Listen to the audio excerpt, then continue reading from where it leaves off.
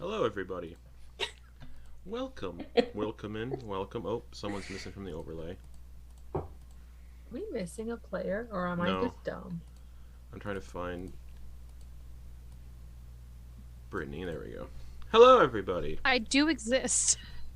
There was supposed to be a sixth, but, stuff didn't pan out. Anyways, hello, everybody.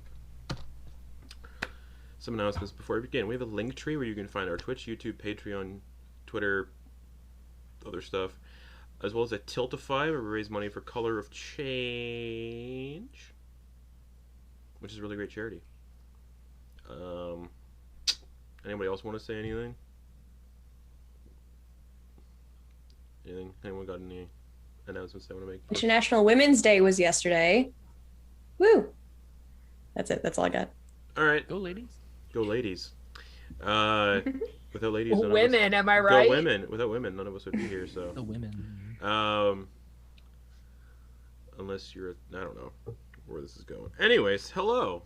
Unless you're Anakin Skywalker. Wait, no, he didn't Nope, need a mother. Never yeah, mind. Yeah, he didn't have a father. His father was the Force. Oh, another midichlorians! His father was the midichlorians. Speaking of midichlorians, last we left off, the party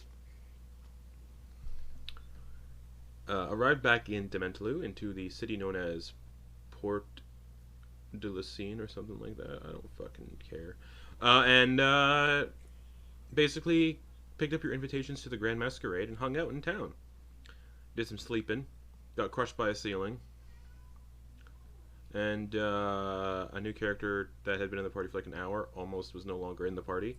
That would have been a new personal best, I just gotta say. And then the party decided to do some shopping before they went to the Grand Masquerade, and saw the streets were packed with people hawking wares because, everyone's out and about right now. Eliott was offered some disembodied penises, which they turned down, unfortunately, and instead made a deal with a devil to just lose their entirety of their soul.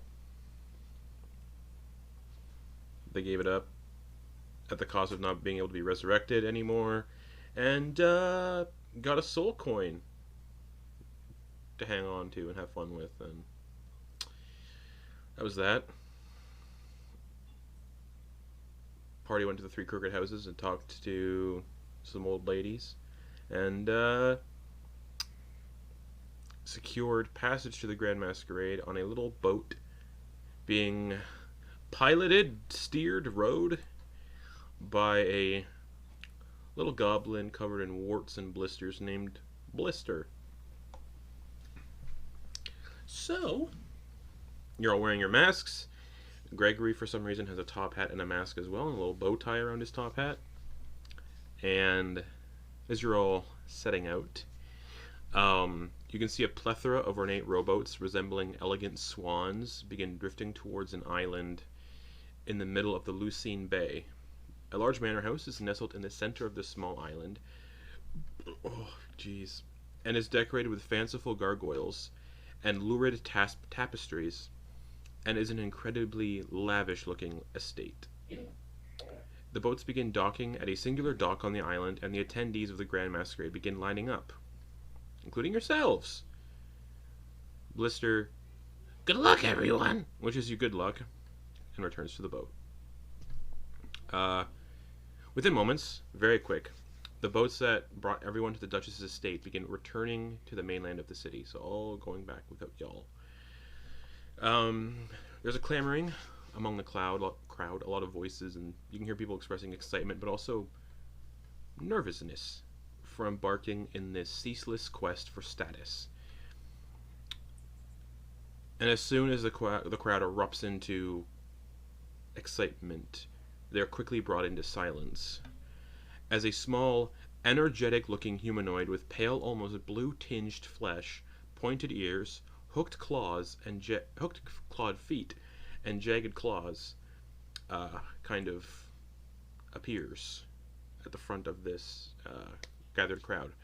They're wearing a beautiful red tailcoat, black bow tie, and a mask resembling that of a crying baby, with a collection of very thin hair strands atop their head. You may all begin approaching the estate. My associates and I will be checking on invitation costumes at the door to make sure everything is prim and proper. If we find your appearance lacking or your invitations false, you will be turned away. He then blows into a brass horn, and the crowd begins pushing towards the front doors of the estate. People pass through, they show their invitations. Their invitations are examined, their costumes are thoroughly examined, and they're let in. Some people are turned away for false invitations and not so good looking costumes.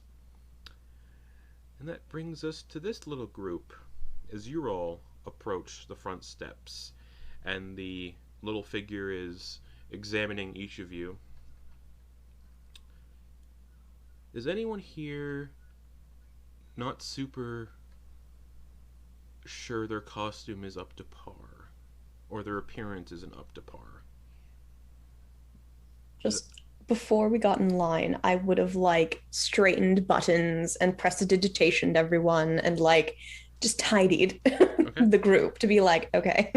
I would have cast mending on anybody's clothing that would have gotten torn in our scraps. Okay. Is anyone showing nervousness after what you've been told about if your disguise isn't up to par, you can be turned to dust? Anyone showing signs of nervousness that they don't belong? Anyone not 100% sure about their appearances, their costumes? Do they stand out? So far, we've only seen people get turned away because they haven't been correct. Correct. Okay. So I guess I think we trust the reality of that hasn't really hit. I imagine based on what we've seen so far, the professor is probably thinking they were exaggerating in order to just put the point home. Interesting. To look your best. All right. Yeah, I think we're trusting Madeliene to ensure Yeah. that we look absolutely on par. One of your group does stand out, as they are a patchy... head. No, as they are a patchy, Oh. lupine individual. How that was concealed as much as possible under layers of clothing, trying to make sure no furs coming out from All stress. right, make a deception check. Oh yeah, is your mask just a Can I help? canine Nope. wolf thing? No helping on this one. I was gonna say that would help. Yeah, no helping on this one. This all has to be very without drawing attention to yourselves. So no helping actions, no intervening. Oh, I'm not good at those. I trust the fates. The dice tell a story. The dice tell a story. 15. Okay. They take a glimpse at you. All right. You're all good to go. And once inside, more of these small, pale-skinned, balding, clawed humanoids. One of them leads you towards a large, extravagant, grand ballroom that is decorated with incredibly beautiful tapestries, and every surface is made from beautiful white marble. Golden decorations line the walls in the forms of candelabras, while massive, ostentatious golden chandeliers hang from the ceiling. Numerous individuals begin pooling into the ballroom wearing elaborate, beautiful outfits and a variety of colorful, ostentatious, and sometimes even creepy-looking masks. Phantom of the Opera style organ music plays throughout the ballroom, and most people are socializing among themselves, sipping on elegant crystal goblets of a golden, sparkling liquid, while others dance and take part in a variety of exquisite-looking hors d'oeuvres being passed around by more of those small, pale-skinned humanoids. So snacks. A grand staircase leads upwards into another more elaborate open chamber filled with a variety of garish, haunting, and slightly horrific-looking paintings, which some of the guests walk around and admire. Each door leading out of the ballroom is patrolled by these small, pale-skinned humanoids. And as you enter and you sort of get a layout of what's going on, a slightly portly human man with thinning brown hair and tanned skin approaches.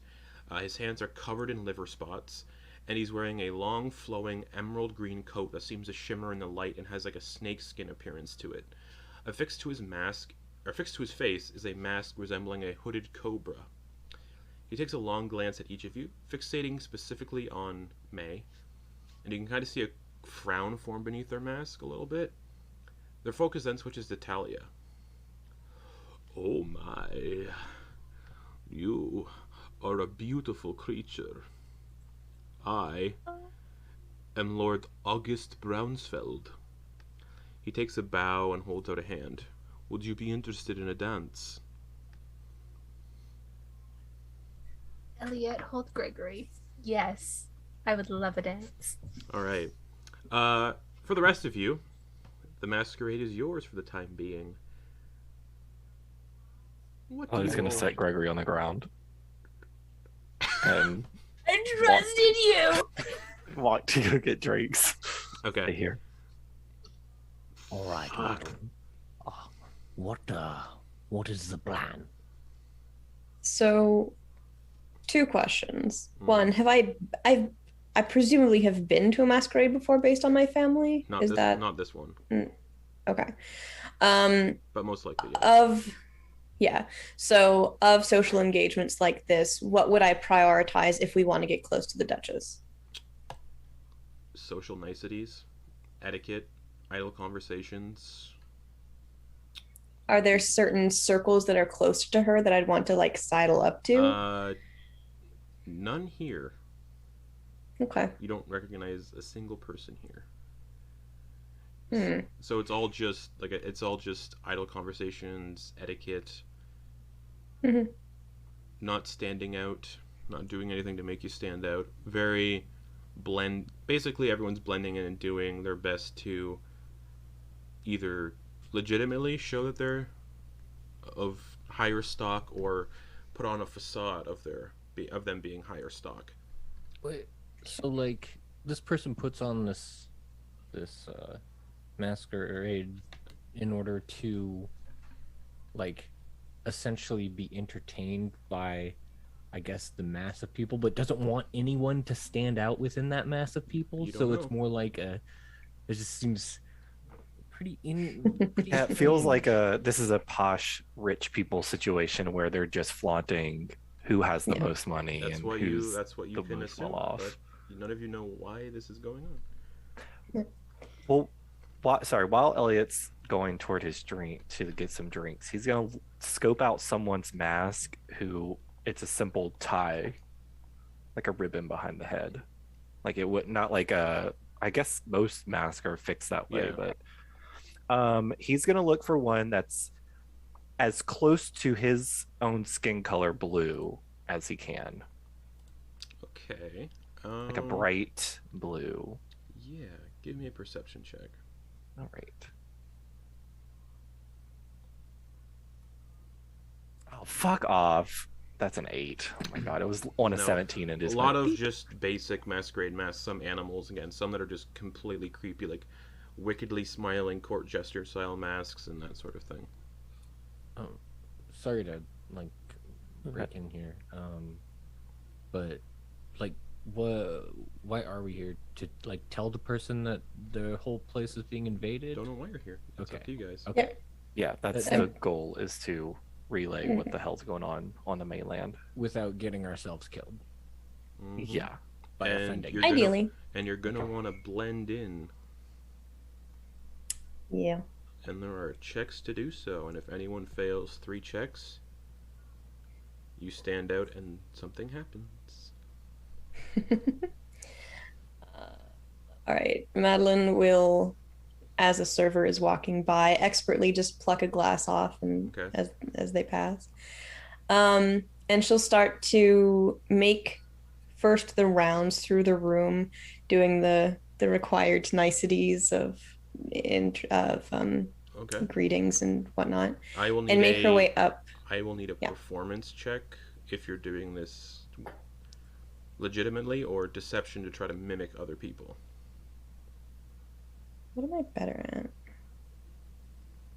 Oh yeah, super that 26. All right, you Wow. easily, just instantaneously, just meld right into this group of this high society event, and immediately just blend in, and no one really, you don't stand out to anybody, which is a good thing.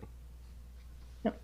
And I'll start to make my way up the stairs, partially to start to kind of go around the paintings and take a look, but also just to kind of survey the room to see if there are cliques forming, or if anyone seems particularly like, there's always the cool kid table, to see if there's a cool kid table.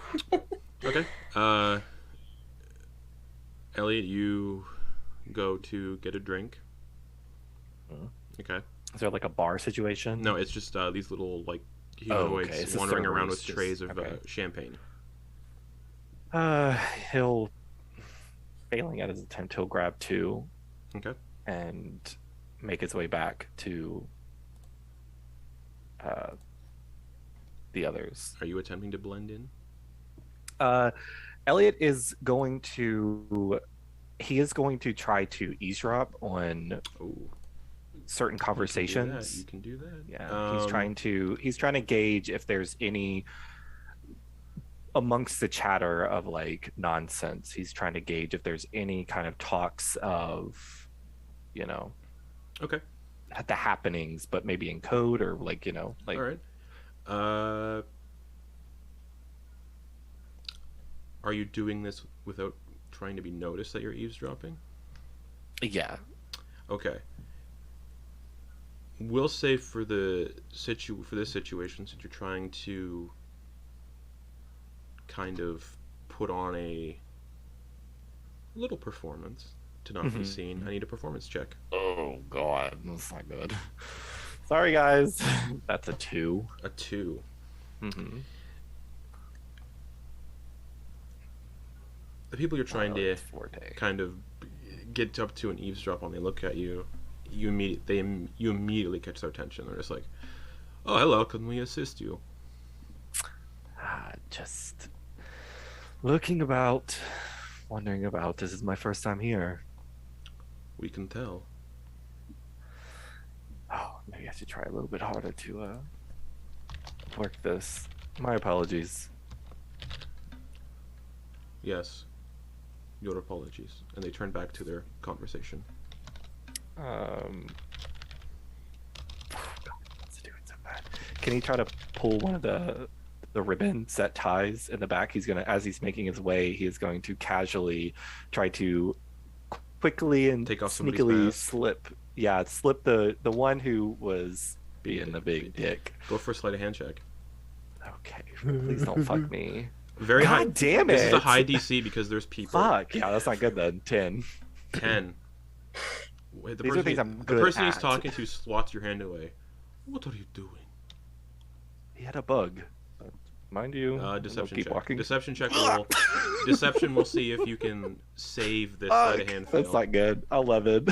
Oh, good lord. I'm rolling things I'm really good at and really shit at, so that's this is great. 2 of 3. You should go somewhere else. Yep. All right. He will make his way to the group. Okay, Back so we to know the what professor. Madeline's doing. Madeline went towards the art gallery place. Let's Talia's dancing. We'll get to that in a second. What's May doing?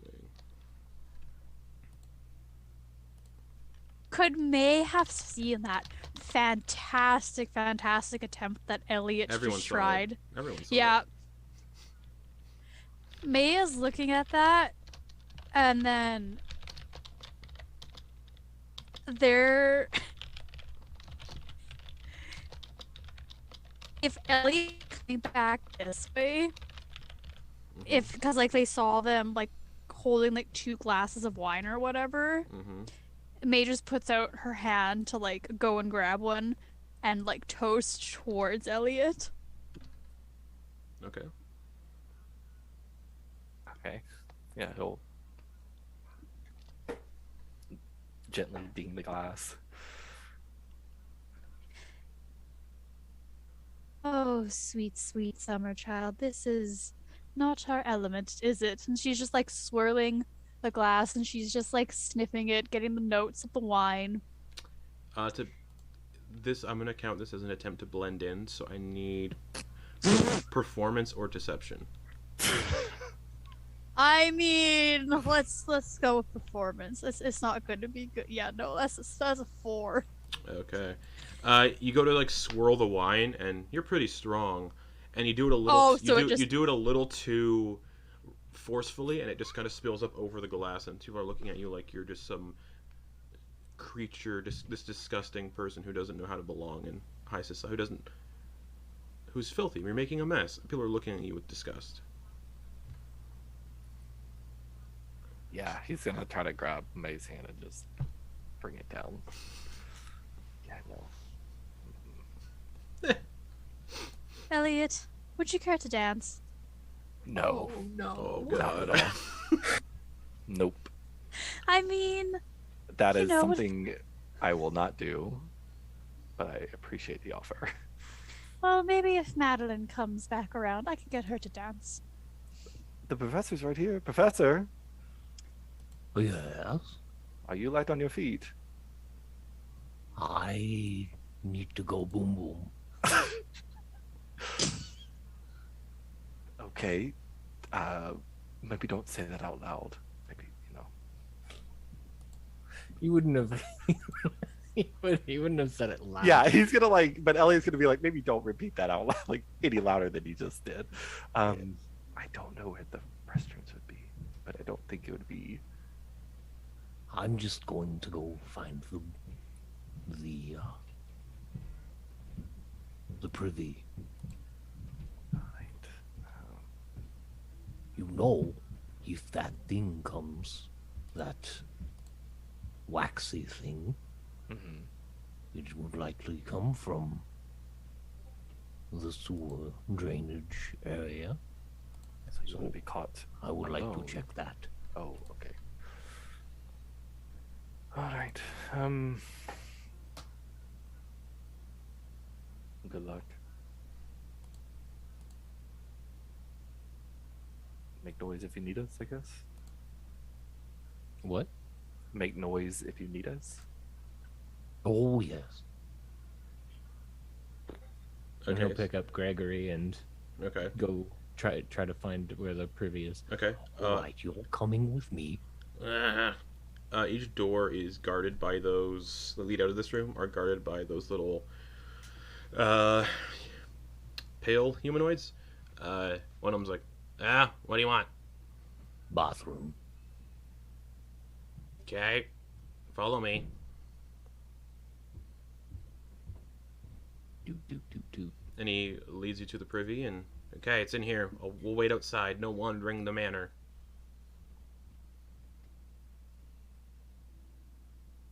All right, I'll go inside. Okay, you go inside. It's a pretty nice bathroom. It's a couple privies, and there's another one of those humanoids inside with a mask, and they're just standing by the sink area holding some towels. Cool. I'm going to check every one of those things, or every one of the openings / toilets, I guess, and see if there's any sign of like that wax Nope. discharge It's that just we'd seen before. it's just a wooden bench, or it's a nice kind of like bench, with a chamber pot concealed inside. So there's no sewer system in this bathroom. Oh, okay. Then that concludes this scouting mission. Okay. I have nothing left to do. All right. So they you finish up, I guess, and they lead you back to the ballroom. Yep. All right, Thalia, you're dancing with this man. Hell yeah, I am. Okay. Where is it? Here we go. It seems like this dance that he's leading you into, everyone knows here and performs competently.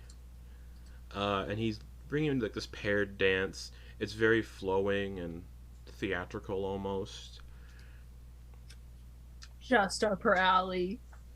This seems like a dance that's impossible to learn quickly. It looks like it takes like a week or two to learn.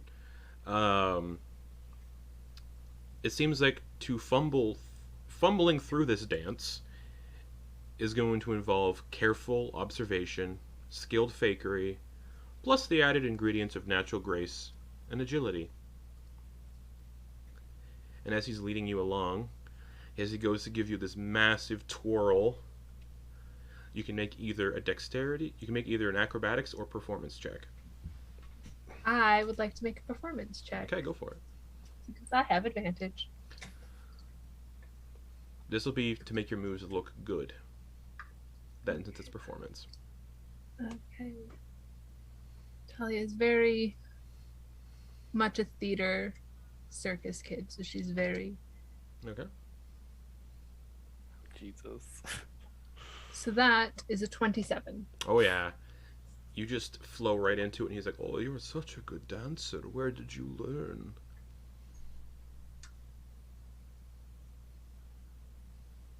Just pick things up, you know? Okay. Is that a lie? No, Okay. I don't know. Okay.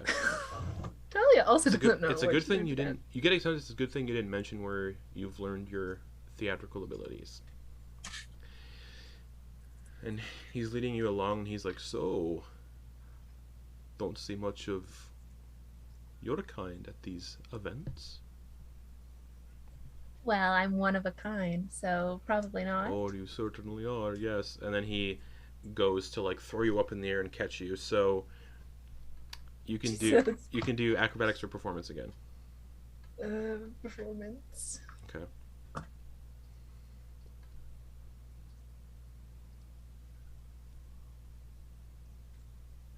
That's a 32. Whoa! Whoa! Jeez. That's a natural 19 plus Yeah. 13. Yeah. He catches you and goes, "You're very good at this." Well, I have such a great partner. Oh. Oh. I'm flattered, thank you. And the rest of the dance goes off without a hitch, completely perfect. A lot of the crowd has kind of stopped to watch at this point because, 32. And a lot of the gathered crowd is just watching as this dance goes on. Wait, the plan was not to draw attention to ourselves. And then you can see people start to panic a little bit. You can see panic on people's faces, like, "Oh fuck, we're not doing a good job blending in." And they all start dancing to try to blend in as well. Yeah. That'll bring us to Madeliene. You head up towards the art room. Yeah, so first I get to the top of the stairs, kind of do a quick survey. I see some bullshit in the back, and I see some magic on the dance floor. But do I see the popular kids table? No. Okay. No such thing. But in the art room, our 15 or so guests that mill about this chamber, admiring the numerous paintings hung along the walls. Golden barriers and signs are posted up before each painting and say, "Don't touch." Each of the paintings on the wall of this chamber show fairy tale-like scenes with dark gothic twists to them, which is just a fairy tale. One of the paintings shows a scene of fairies leading a small child towards the edge of a cliff, and a couple of humans in elegant gowns and elaborate masks stare at it and comment on like snobby art critics. One of them seems to notice your presence and approaches. "Ah, what are your thoughts on this painting?" And they gesture towards the fairy painting. "What do you think Minot thought when he painted this piece?" Madeliene holds her champagne glass thoughtfully for a moment and says, pieces like this are so idyllic, imagining a childhood full of wonder and mystery, but it forgets the magic of the intimate moments of youth and quiet. And it's such a romantic picture of the way we grew up here, is it not? Is this bullshit or what? It's an art critic, so yes. Okay.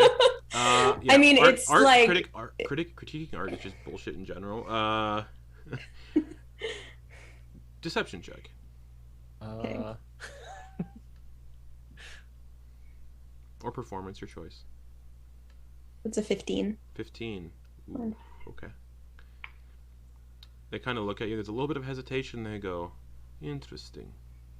And they go back to examining the painting. Mm-hmm. Is this one your favorite? It is one of them, yes. I'm quite fond of that one over there. And they point towards another one that shows a tiefling man eating his own entrails while a crooked and hunched over hag grips onto his shoulders from behind and is smiling. Realism, my favorite. Tell me, what it is that draws you into this picture? The blood. It is visceral. I like blood. No? Do I get a vampire sense from this dude? This will be perception, not insight. Okay. 11. You can't tell. They're pale, but a lot of people in the domains of dread are pale because of mist obscuring the sun. Sure. Can't really tell. Oh. Has he moved on to the next one, or is he sticking with this one? He's just sticking at this one. Okay. Madeliene will take a thoughtful sip and say,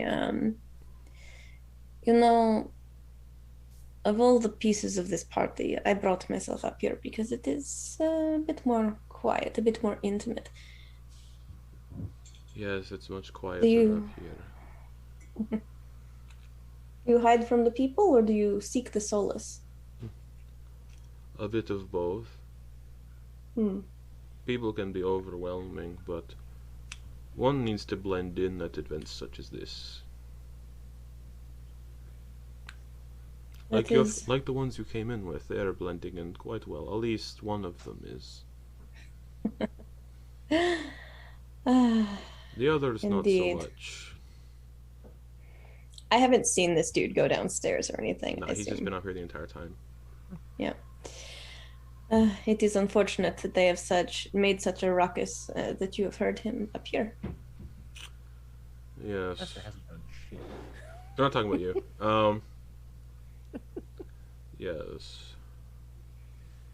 You should keep an eye on that one. They might be close to, points towards Eliott. They might be close to getting a private meeting with, well, not private, but they might be close to meeting the Duchess. I appreciate the heads up. I don't mean to be rude, but I forgot to introduce myself. And you would know, people tend not to introduce themselves at events such as this. Cool. My name is Firan Zalhonen.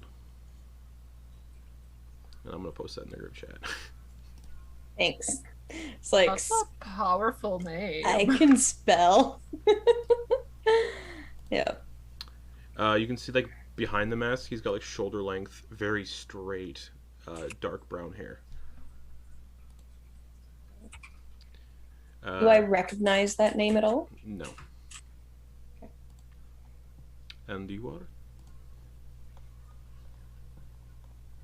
Before I answer, my insight's not very good, but does it sound like a lie? Like a fake name? Make an insight check.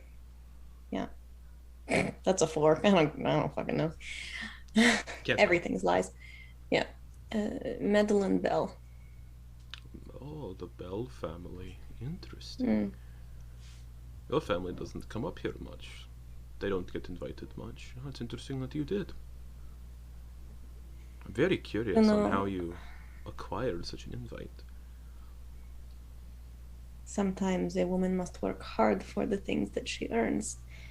And I am one such. You can see a smile form under the mask. You're going to do well blending in. I thank you for the compliment. Might I ask you a impertinent question? I don't know, can you?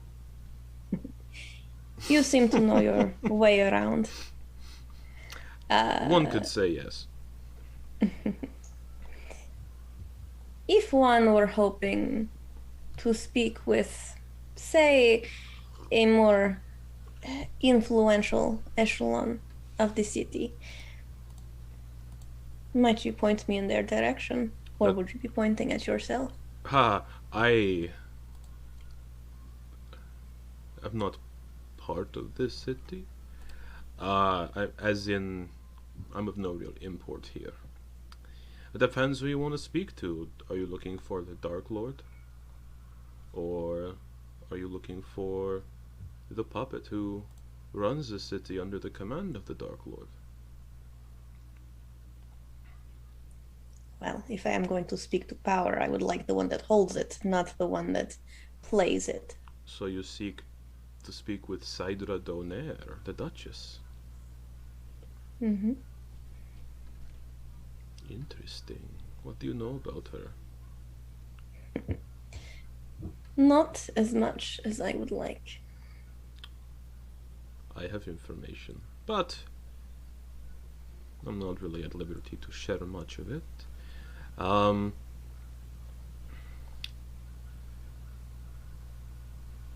If you want her to show up at the party, ensure she finds someone who doesn't belong. Or at least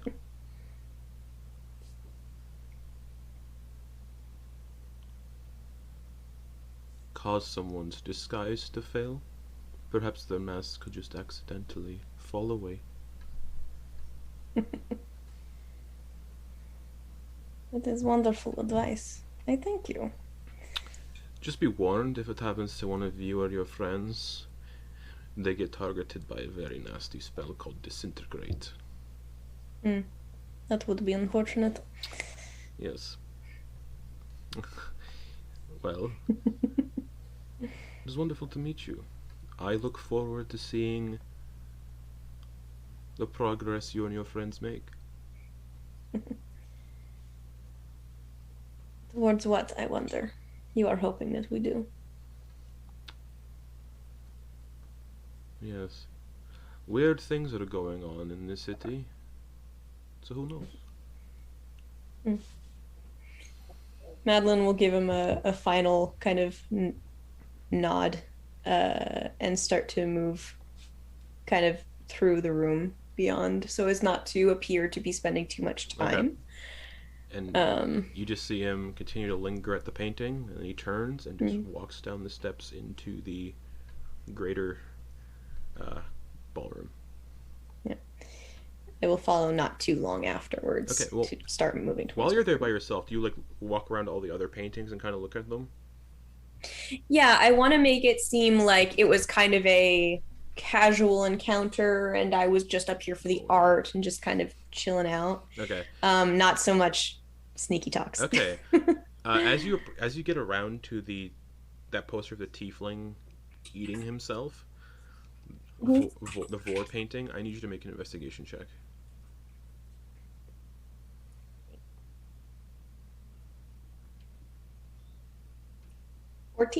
14. There's a draft coming from behind that one. Nice. Is there anyone? Oh, there's still like 13 or so people up here just milling about. Okay. Let me just read a description. I think I have to see. Probably. Yeah. Okay. Yeah. Okay. I'm going to make note of that. Okay. and make my way back to the group. Okay. Who hasn't gone in a hot minute? Let's get back to... I mean, I think Eliott, May, and the professor are kind of back together again. So what are the three of you doing? Oh, I am going to be looking around and trying to figure out if anyone has a ticking in the head. That'll be perception.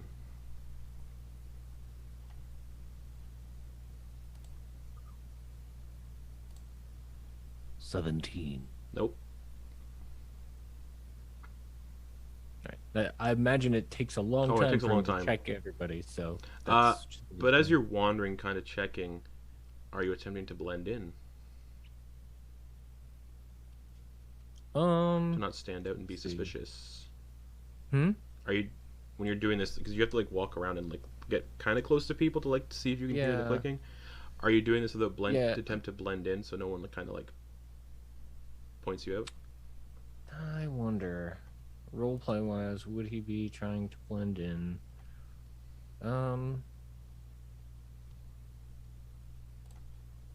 Yeah, sure. Yeah. Right. Performance or deception? Performance or deception? Yeah, it doesn't matter. Let's see. For him, it'd be deception. All right. Let's see. Yeah. 6. Okay. You walk around and you're kind of like trying to do this, and people are like, "Why do you get things so close to me?" He pretends like he's lost and doesn't say anything, but is just keeping on walking. Oh, decrepit old man. And yeah, you kind of like do the rounds, and you don't really hear any clicking or ticking or clockwork. So while he's doing that, May and Eliott. May and Eliott.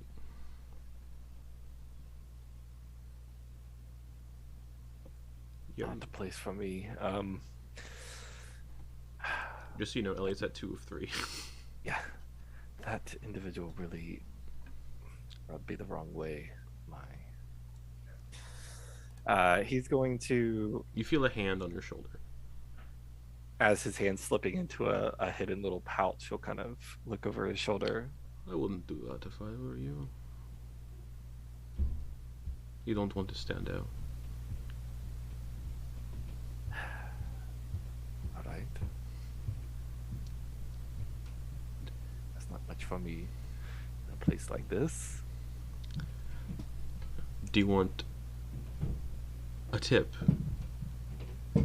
A hint? Sure. Guidance, perhaps? A little bit of both. All of it. There's something very interesting in the art room. Which way is that? Points up towards the grand staircase.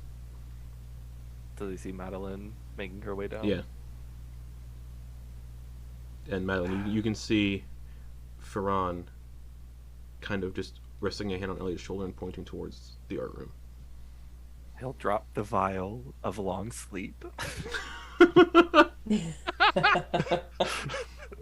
That he acquired way back when.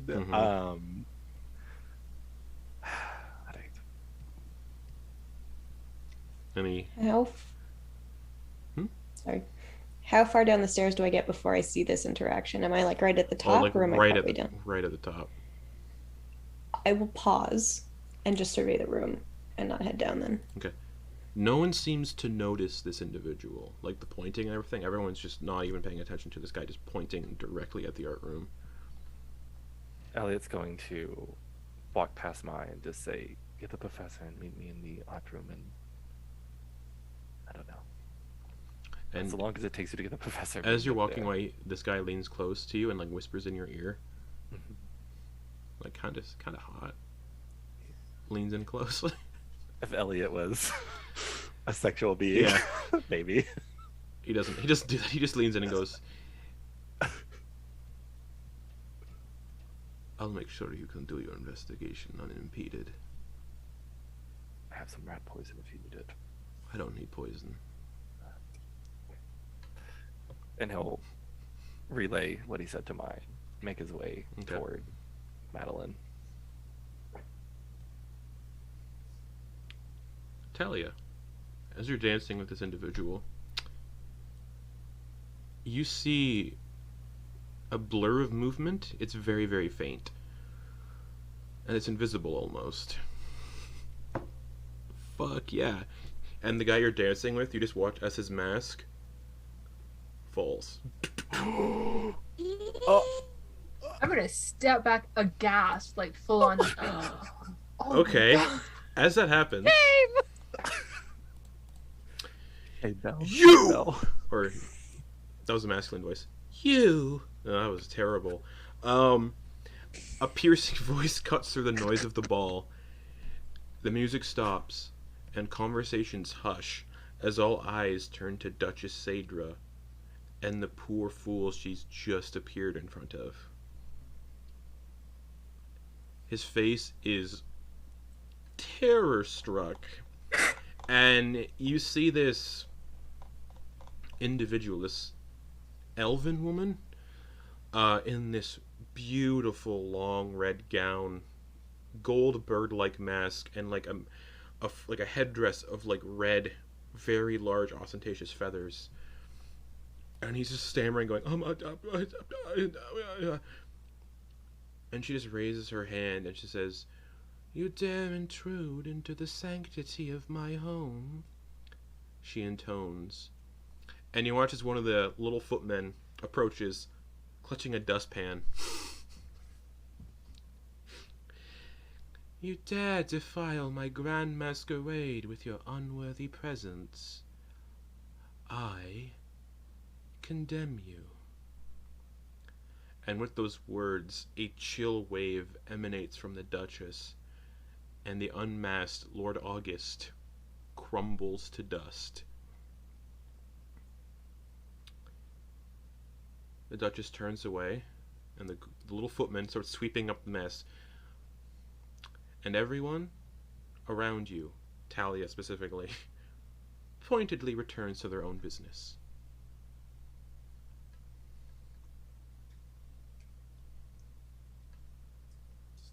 And the Duchess just disappears into the crowd.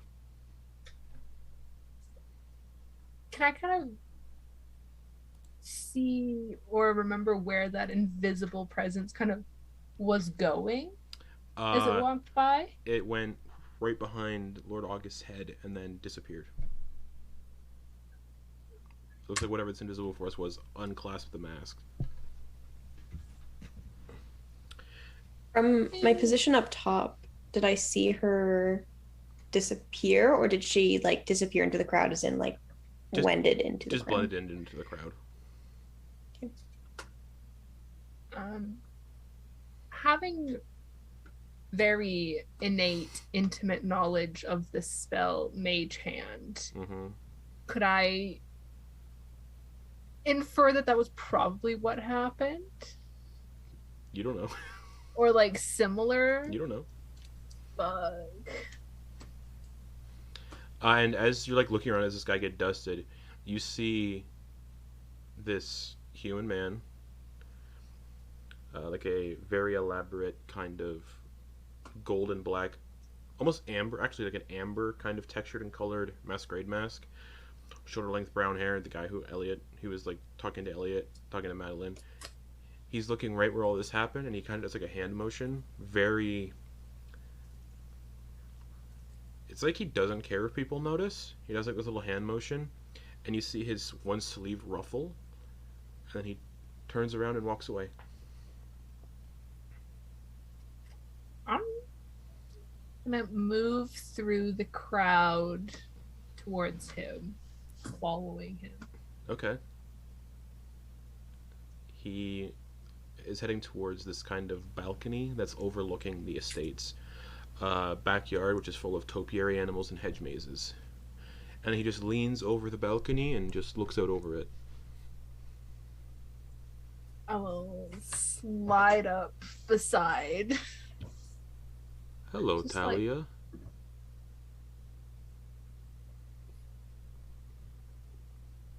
I'm sorry, do we know each other? No.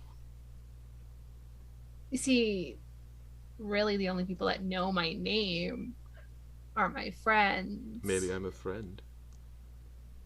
See, I remember all of my friends, and I don't know if I've ever seen you before.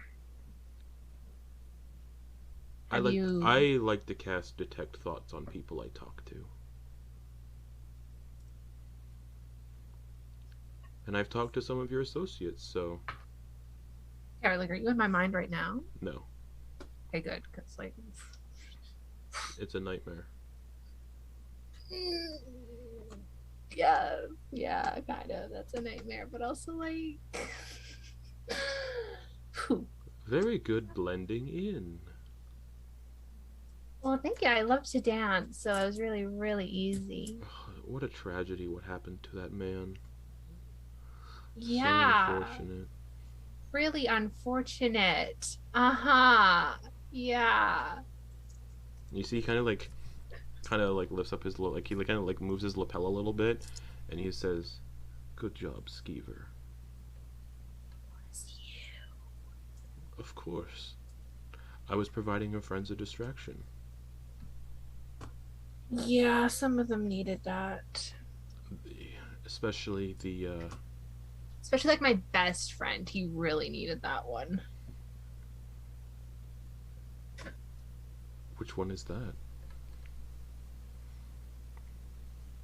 The one not holding the skull like I asked him to.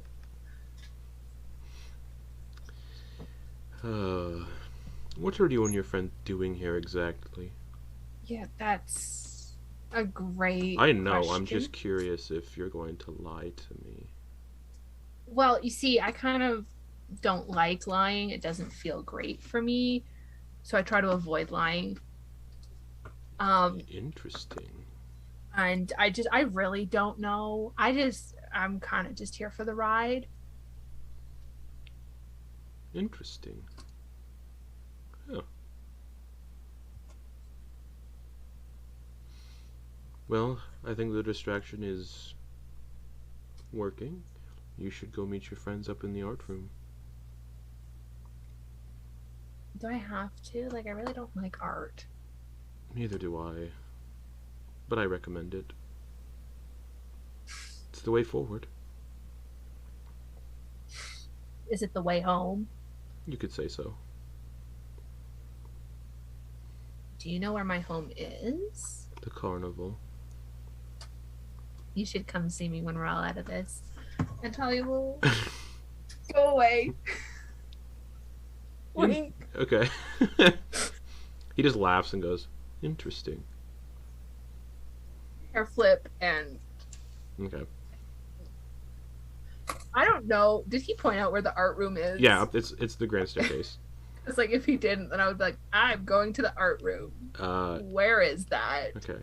He's then, and Professor, as you're kind of like walking around examining people,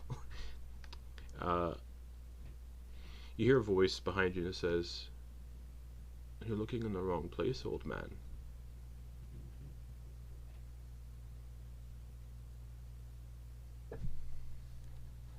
He just turns and looks at him. And you see the same individual that's been talking to everybody else. Can you tell what's going on with this dude?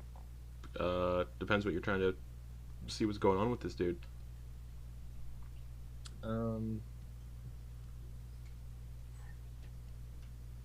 Like, what's their deal? Do they seem to have like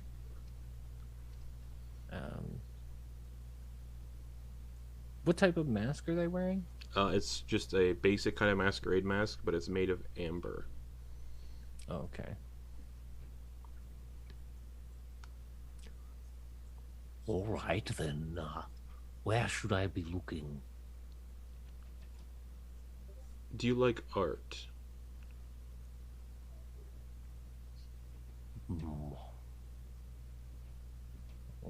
No strong feelings. Good. You may have to deface the painting. Your friends are in the art gallery upstairs. I've given them a distraction to pass through without prying eyes on them. I don't know why we would want to do that. We are here to... Look for wax, yes? What? What? What did he say? I didn't... He said look for wax, yes. Although we're here to tell you, to warn people that, about the invasion. You see, the Duchess won't care if people are being replaced, because they're going to be more like her. So...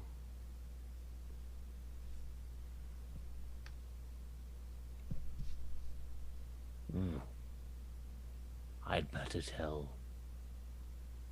everyone, because it seems like this is a lost cause. We should go. Oh, it's not a lost cause. You could be saving many, many innocent lives if you're so inclined. If not, that's your prerogative and your choice. Up to you.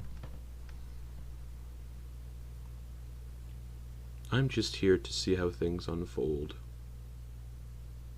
I'm sure you are. I am.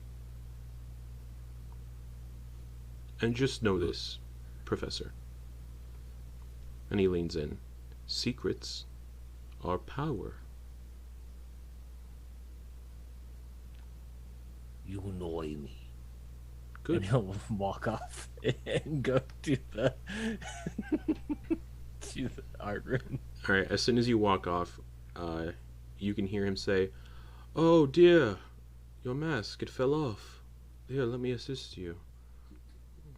And then you all can gather into the art room.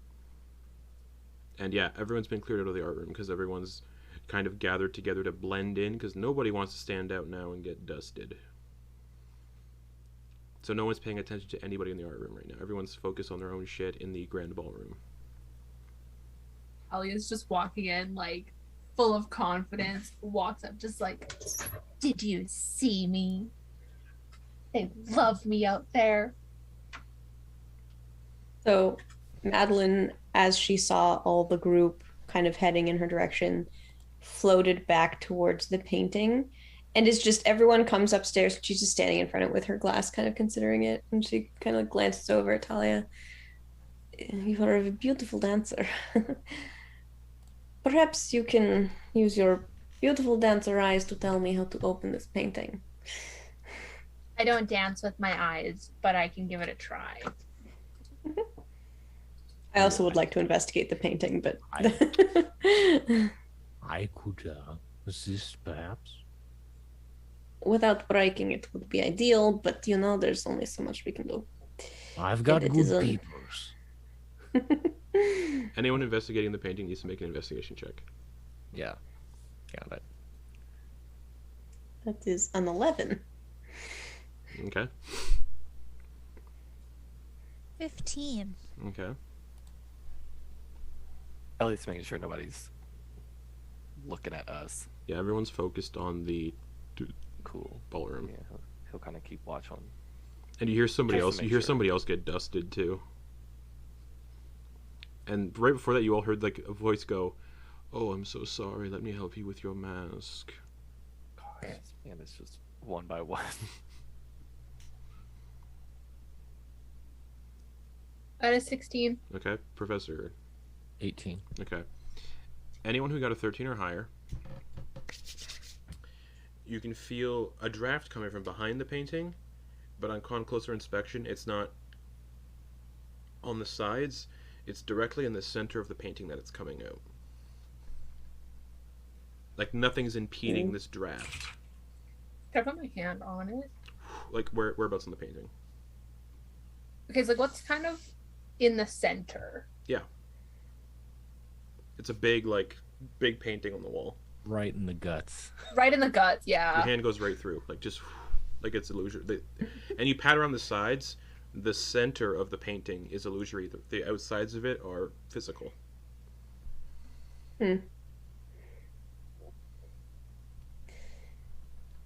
Well then. I was never an admirer of great art, but perhaps this one has its merits. Shall we?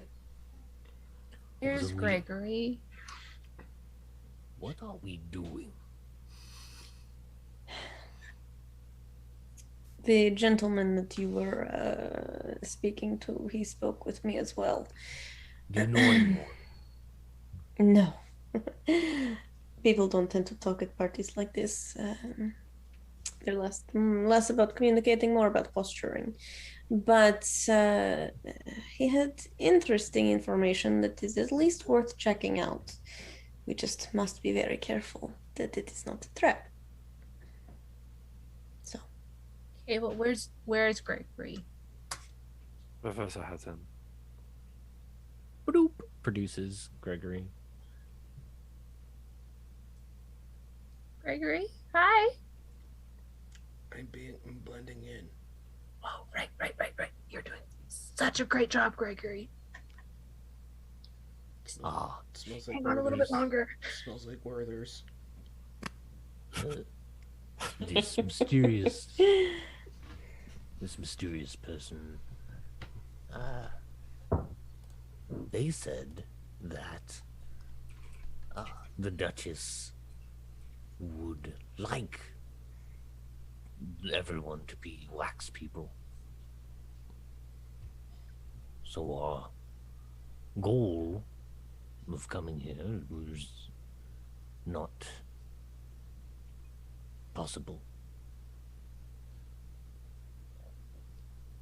Maybe she has something to do with it. Or perhaps something has infiltrated her palace. Not her, but the premises.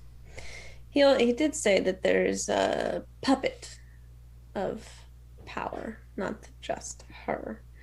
So, you never know. The other option is to leave, and I do not know where to go from there except for in the sewers to kill the thing.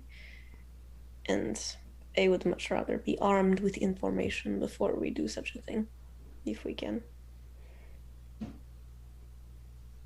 Are you having second thoughts, Professor? I say we just leave. How do you think we should leave? Walk Walk where? to another place. I don't think we have the capacity or the abilities to do that, Professor. This is a doomed town. Professor, I am trying very hard not to make a scene. But if you say that one more time about the land where my family is, it will not be taken well. So, let us proceed. And Madeliene will step into the painting. Okay.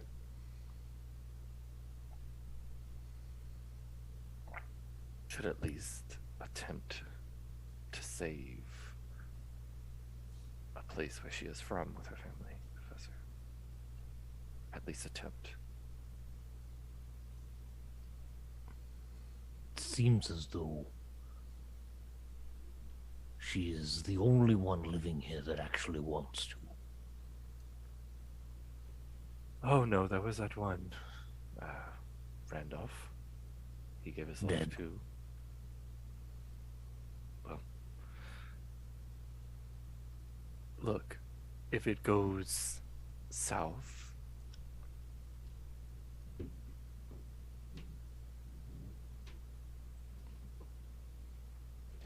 I'll hold this thought. Thalia, me and the professor will take up the back.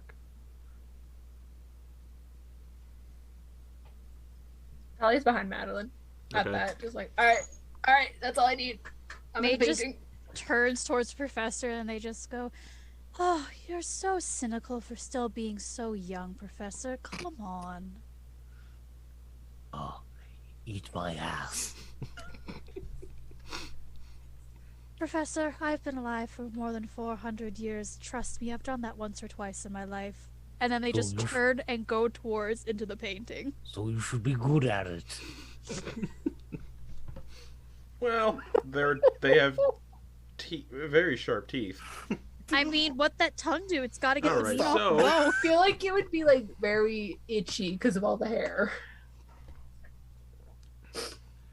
Anyone got peanut butter? Anyways, so as you Finger all... licking.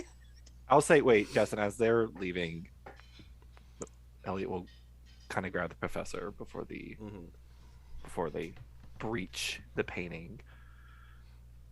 Look, if shit goes sideways, if you aren't pleased with how things go, then me and you'll make a break for it, all right? This is a good idea. You tell me when,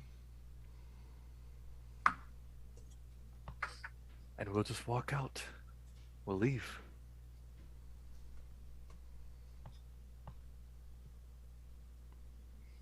The moment shit hits the fan, we run.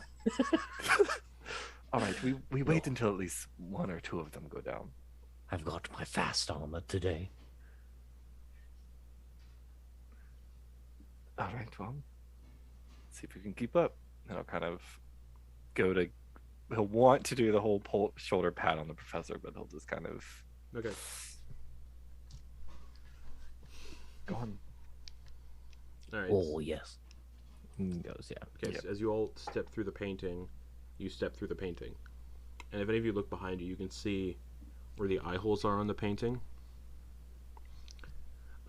Actually, no. On the opposite side, you can see directly through the painting into the art room. And... okay. This dark corridor is lit by scarlet-colored light being emitted from brass lamps hanging along the stone walls. A collection of 10 or so smaller corridors jut out in every direction like a confusing labyrinth, all lit by those scarlet lamps. There's no indication where any of these corridors lead. So who's leading the group? Be the first person who went in. Madeliene. Alright, to pick a corridor, roll a d10. Okay. Did I, based on the fact that it's clear, does sound travel through? Oh, Like, yeah. did I hear? Oh, yeah. Did I hear the tail end of that conversation? Mm-hmm. Cool. As the two of them step in after everyone else, Madeliene takes kind of an appraising glance, and says, as she's kind of walking forwards, "You know, you didn't have to come. I could have whisked you away to whatever fucking realm you wanted, but you decided to stay. So you stay, or you get stuck here, because you can't leave anyway. This way." And she walks down a hallway number 6. Would you like a health potion in this trying time? And he holds out one of the health potions that he took off from that last battle. Mm-hmm. Is he sincerely offering it, or is he just being a dick about it? No, he's sincerely offering it. It's like, this is like an exchange to him. It's just like, all right, cool. I said something bad. Here, I'll give you a health Okay. potion.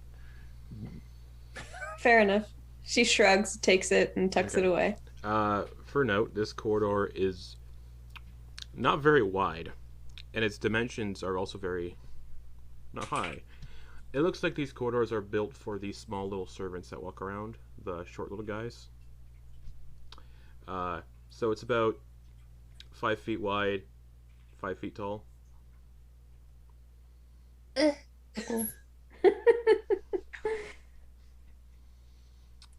Yeah, we crouch. I was gonna crouch to make sure like her horns aren't scraping the roof. Oh god. After about 5 minutes of walking, you ascend up a slope and can see through into an open room, and you can see the edges of a painting, meaning you're looking through another painting. And inside you can see a bunch of those servants again, the little guys, all laying in beds like they're sleeping. Or sorry, not in beds. 2, 3. You can see 10 or so coffins, and all of the they're sized for those little guys. You can tell it's probably where those guys are sleeping. But a bunch of these little coffins, and there's like mirrors in here, and like wardrobes, and a sink in the corner, some nice like wallpaper, crimson wallpaper, a chandelier, a window. It looks like this corridor has led to the servants' quarters. There's a door on the western wall, but a bunch of coffins, not actual beds.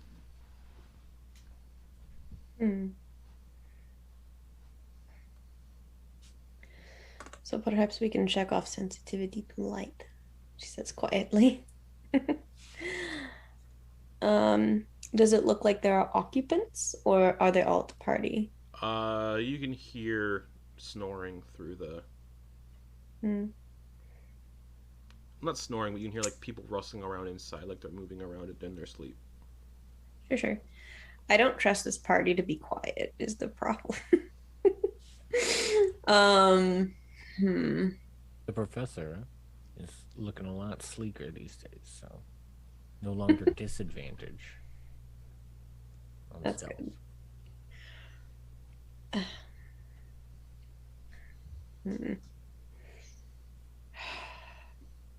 Wait here. I'm going to check if the door is open. And she will very, very carefully step out of the painting. Okay, stealth check. Yeah. The painting resembles a child in the middle of a field getting eaten by sheep. Awful. Alright, dice, don't fuck me. Natural 20 for a 23. Okay. You get into the room and you can hear like Nice. every single coffin is occupied. All like 10 or so. I turn back to the painting, hold up, and then move towards the door. And I'm just gonna very, very quietly just Locked. see if it's open. Okay. I'll go Locked back. from the it's locked from the outside. Okay. I do the turnaround motion and head back. Okay. Thalia will also make that and then like. Okay, so you all turn around, and so now it'd be either Eliott or the professor leading, whoever was in the very back. So we went down this way. Let's try another corridor. I'm not sure 100%. Roll a d10. Okay. Making sure not to go down the corridor that we originally. Yeah, so if you came get a down. 6, re-roll it.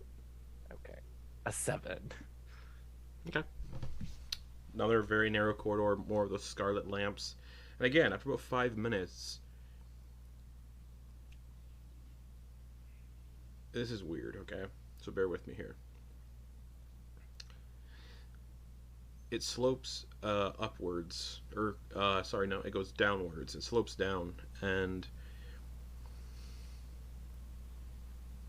you look out and you can see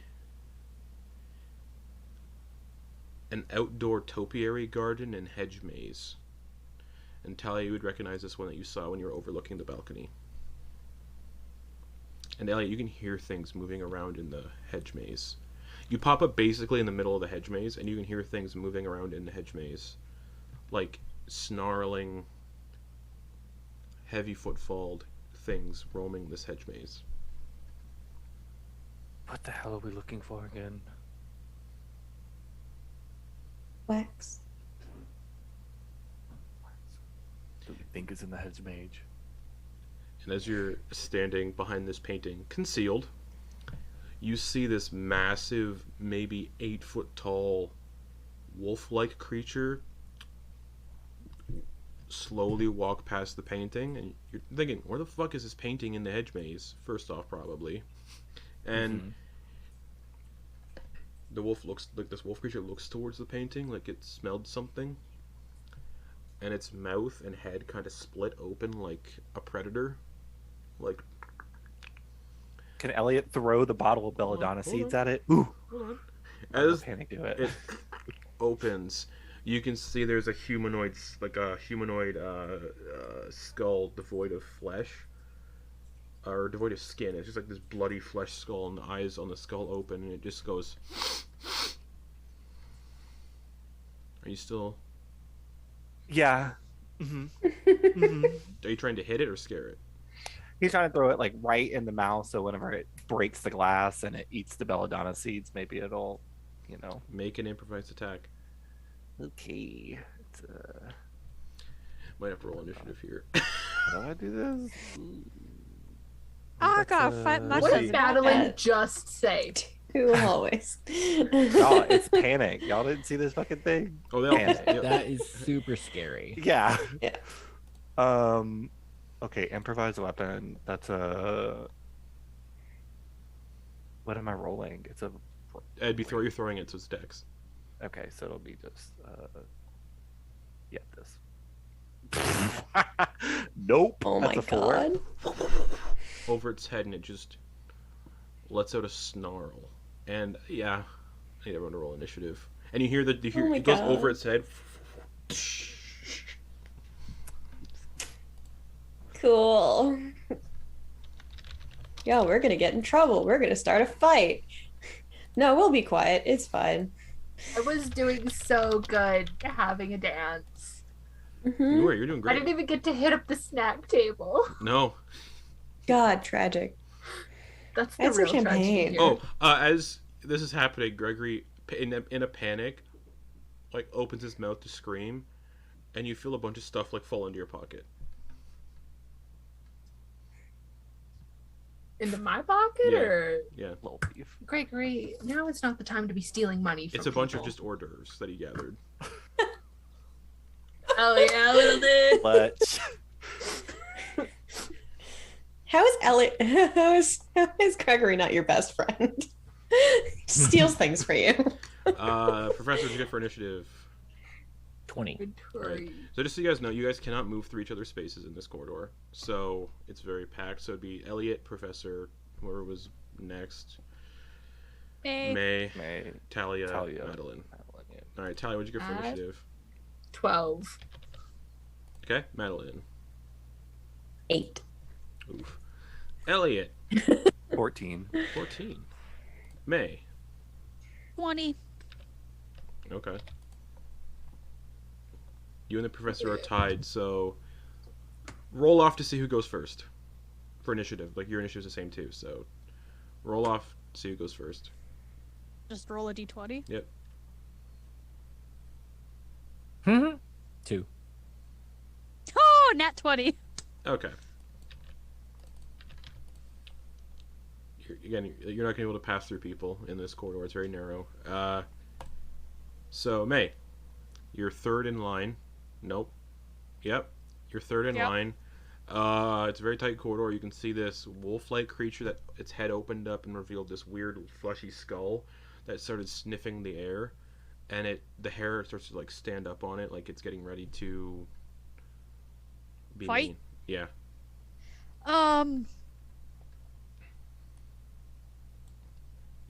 You know what? We're just gonna... This might work, this might not. May just scratches behind one of her ears, Mm-hmm. and the sound of howling wolves fill this person's mind, and she's casting Toll the Dead. Wisdom save, please. Yeah. That is an 8. That fails, so they are going to take 15 necrotic damage. How'd you get 15? I rolled a 7 and an 8 Oh, okay. on D&D Beyond. Oh, yeah, it'd be 2d8 now. Yeah, okay. 15. Alright. Doesn't seem phased. You know what? He just That's twitches fair a enough. little. And the skull, like, and then goes, and looks in your direction. I mean, you're all in a line, so it doesn't really, Yeah, May just finishes scratching behind her ear as they do that because they can't move anywhere. Alright. Professor, second in line, you also cannot move through Eliott's space. Yeah. This thing is like 5 feet directly in front of the painting. How far can I see in the distance? Do you have dark vision? Yes. You can see outside. It's daylight, so there's daylight coming in. You're directly behind Eliott, so this thing's like 10 feet away. Yeah. I guess I'm trying to see like. Is it? Can I see like 90 feet beyond it? You can see 10 feet beyond it to a hedge wall. Okay, thank you. Then I guess I won't do that. Let's see. I don't know if everybody's gonna like. He can't run, so that's that. But I don't know what everybody else is gonna do, because yeah, Eliott being stuck right there is probably, and everybody kind of situated like that, it's not great. Yeah, I'm just gonna do 2 attacks with the he's gonna use the lightning launcher to try and shoot this thing full of lightning. Okay. So 2 attacks. First attack is an 11. Misses. Great. The second attack is a 26. Hits. Cool. And that'll be 15 lightning damage. Okay. Cool. And then it's still looking okay. Yeah, I figured. I guess he's gonna cast bonus action, cast Sanctuary on Eliott.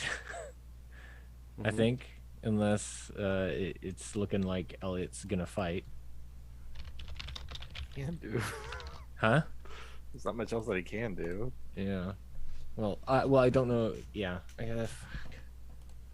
No, I'm not. I'm just not gonna do anything then.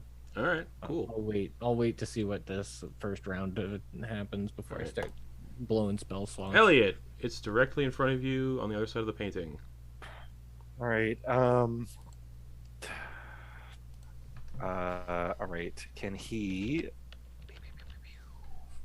dodge action? Yeah. He's going to he's going to look back at the others and say run. And he's not gonna breach the painting. So it's like right on the other side, like literally right on the other side. He'll go ahead and make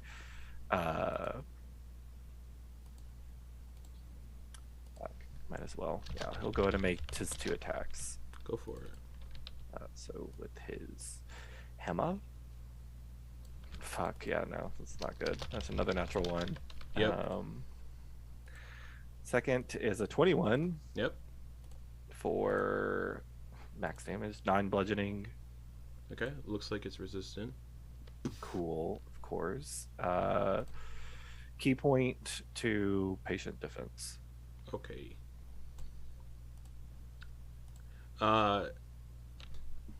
The head kind of closes again and reopens, and as it reopens, the skull the lower jaw of like this weird fleshy skull kind of unhinges a little bit, and it goes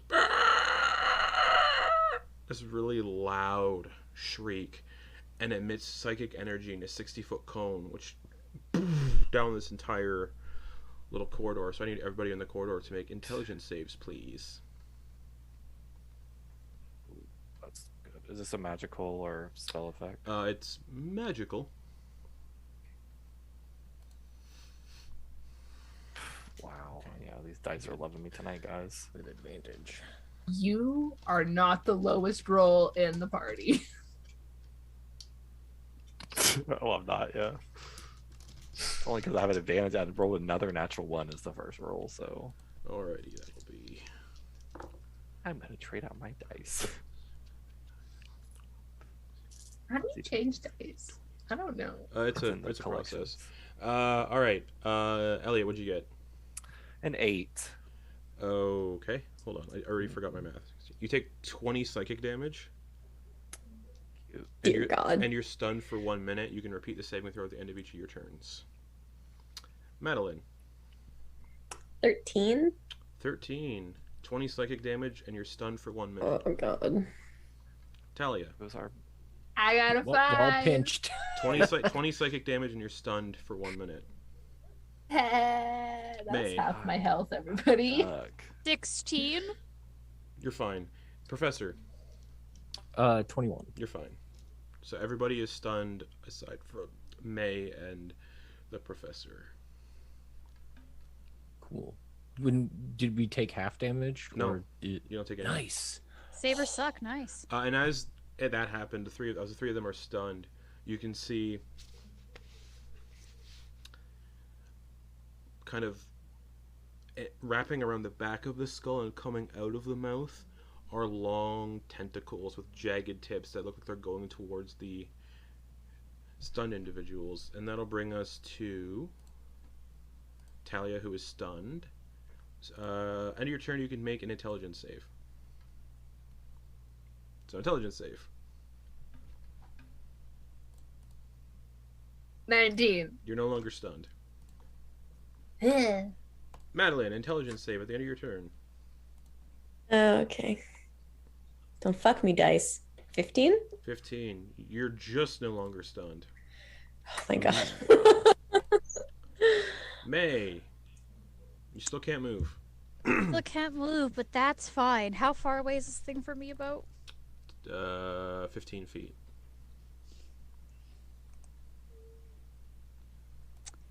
So, like, if I, did a ranged spell attack, would that be at disadvantage because there's someone in front I'm of double me? checking because there are rules for squeezing in corridors that I forgot about, and everyone's technically squeezing. We're all just clenching. I don't have the time to look it Clenching up. the cheeks. No. It's only disadvantage if you're within 5 feet. Okay, cool beans. After May's done scratching behind her ear, she just kind of like clenches her hand, and she kind of like, oh my God, what's the word? Like, I she don't know. bares her claws, Mm-hmm.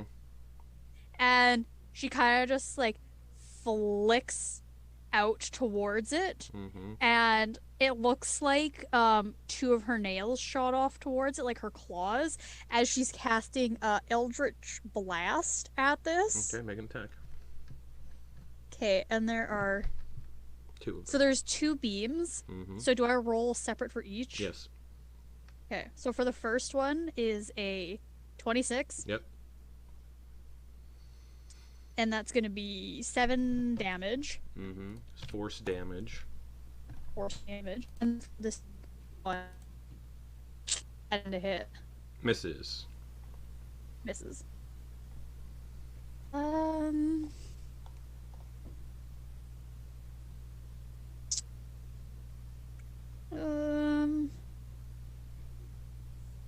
I think that's all they can do right now Alright. because they can't move. Professor. The things coming out of this thing's back, does it look like they can reach further than 10 feet? Or 10 feet? Nope. Okay.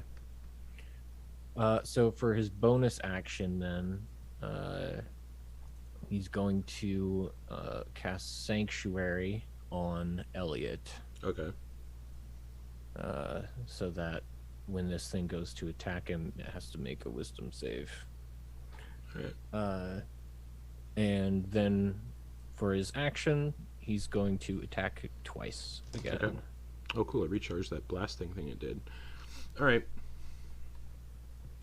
Another bad one, 12. Misses. And 13. Misses. Yeah, can't hit with this thing. That's fun. Alright.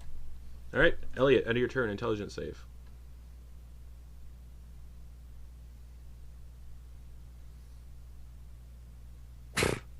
Fuck off. I rolled double 9s. It's a 1. Or 10. Okay. Jesus. It did recharge that thing, but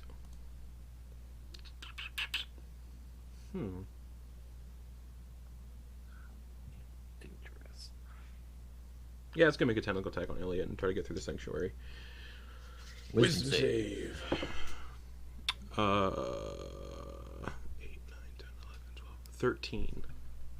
That does not work. It All right, says so go for another one. Any creature who targets the warded creature with an attack or harmful spell must first make a wisdom save. On a failed save, the creature must choose a new target or lose the attack. Okay, it'll make a Or second. spell. It'll make a second attack. Okay. Oh, it would have been with. Yeah, whatever. All right.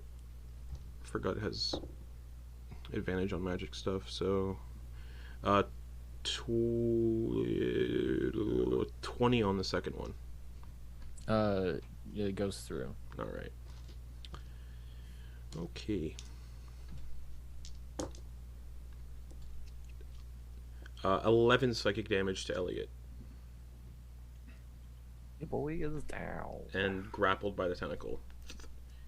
And it pulls Eliott 5 feet out of the corridor.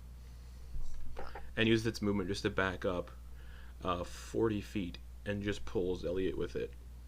40 feet? Yeah, it's a wolf, man. Thing. Bye, Eliott. I don't think Thalia. any of us can catch up. Yeah. So, point of clarification. Mm-hmm. Thalia is technically classified as small. Yeah, so I you move can- through? Yeah, you can move through other people's spaces. Gotta save that BFF, you know.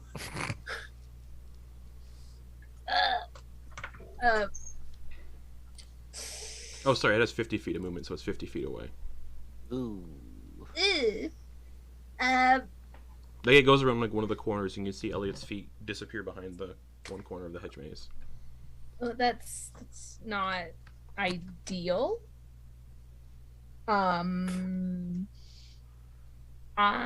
am going to movement dash follow after it. Okay, you don't need to dash to see it. You like round the corner, you can see it about 30 feet down this hedge corridor, pulling Eliott along.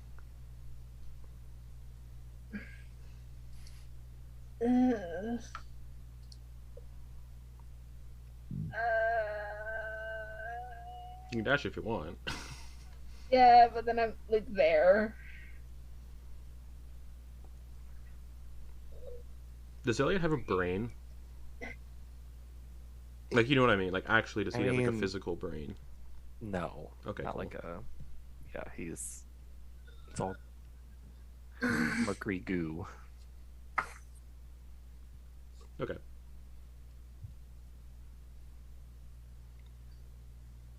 Thalia, actually, since I asked that question, as you round the corner and see it, you can see it sniffing Eliott, and suddenly, almost like it loses interest in Eliott and focuses on you as you round the corner. Sup? Then I will use my action to activate my tooth in Madeleine's pocket and just Madeleine would just hear, fuck, y'all better run. Okay.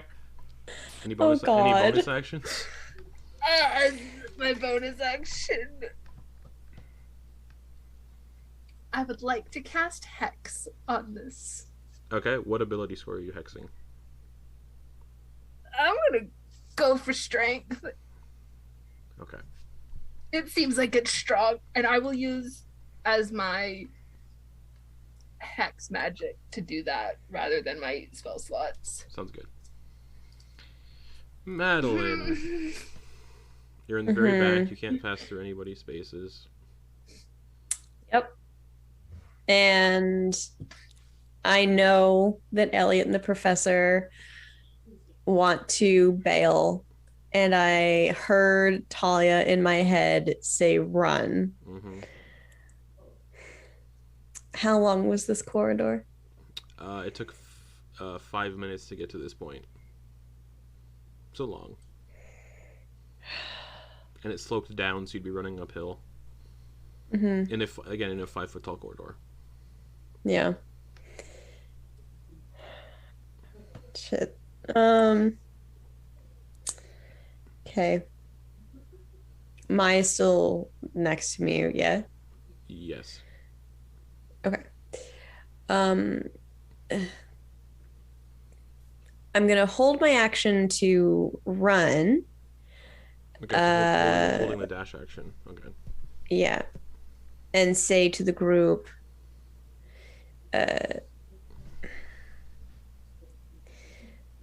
Thalia says to run, but she's been traveling with us for an amount of time. I will fight if you will fight.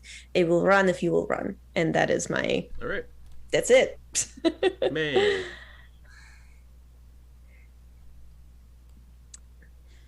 Oh, my sweet summer child. No one gets left behind with me. And then May, just looking forward. Oh, condescending. Even though that was like really nice, it was it still comes off as good. So May, you can move 5 feet closer, but that's it.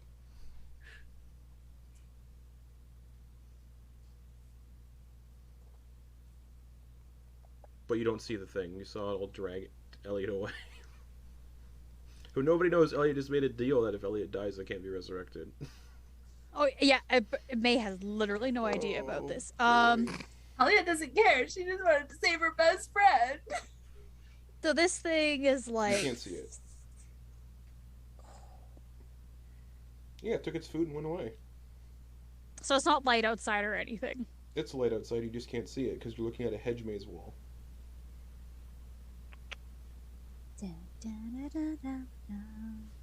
Eliott threw a ball at it and got dragged away.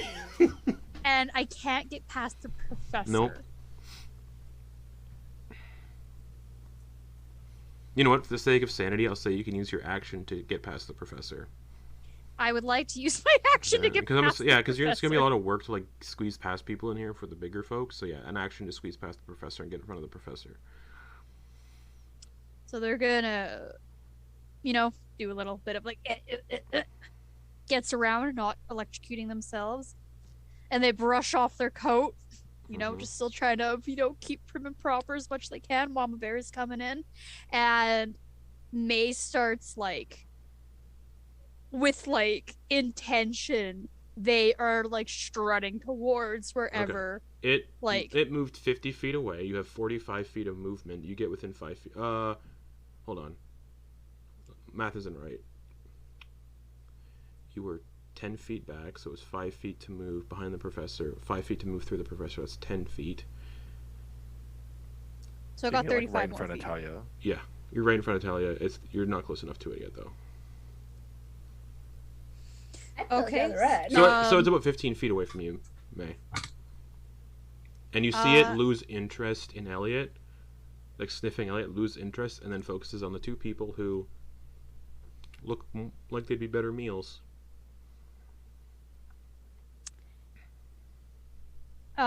May is going to...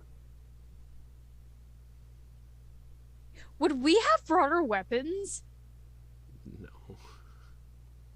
Okay, so I'm it's a not going masquerade to ball, do so that. no. Yeah, no. Okay, then I will keep that flavor for a different time. The professor has his weapons because they're built into his armor that he can conceal, Yeah. But nobody else has their weapons. Eliott has a hammer. Okay. No one's going to confiscate a tiny little I have hammer. magic. Yeah, Eliott keeps it tucked into his sleeve for a reason. But yeah, people who are wielding massive swords and axes, yeah, those aren't getting in. This is part of the costume. I'm going to say, if you had weapons that you could easily conceal, daggers and stuff, you can conceal those, but massive, fucking swords and axes, nah. No, that's totally cool beans. Same with crossbows. Yeah. Okay, cool beans. I will save that for a different time then. If you had a Derringer, you could definitely sneak that in, but yeah. You just see May is looking at this thing that has Eliott, and because Thalia's right by them, you just hear May growl, and this deep low growl, and baring their big ass canines, and they're just staring this thing down. Okay. Professor. Oh boy. Can I get to Eliott? No, because you don't have enough movement. They move 50 feet away from you.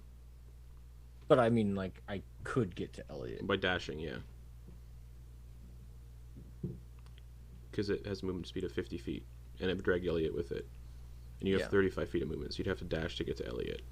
Yeah, and then I wouldn't be able to do anything. Whereas, like, if I moved and then attacked it, and then used my next turn to move to him, then I could actually do something, and yeah, instead of doing nothing.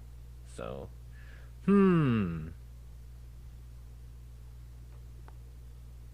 yeah, I suppose that's the ticket then. I'm gonna move, and then fire twice again. Okay, you move Hopefully 35 I'll feet. hit. You can't occupy the same space as May, because May would be about 35 feet. So you'd be behind May.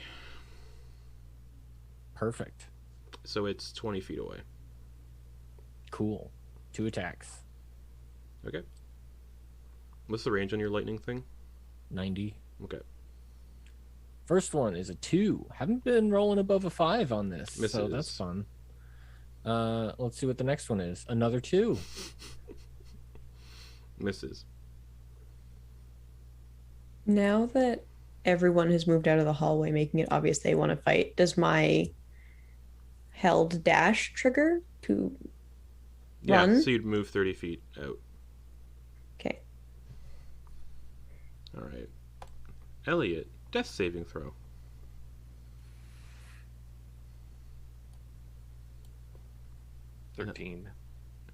That succeeds. Unless it was meat grinder. Alright. That brings us to this weird wolf abomination. It sniffs Eliott, kind of looks down at Eliott puzzled, and then looks at 3 individuals who have just arrived with brains. And as it runs forward, it's gonna open up and recharge this, so it's gonna do another mind blast. So intelligence saves from Thalia, May, everybody, and the professor. Yeah. Madeliene wouldn't be within range of this. Oh, I thought she ran up to where all of us were. Right. Yeah, no, Madeliene too. That's right. So everybody... Oh, I made it far enough? Shit. Yeah, everybody but Eliott.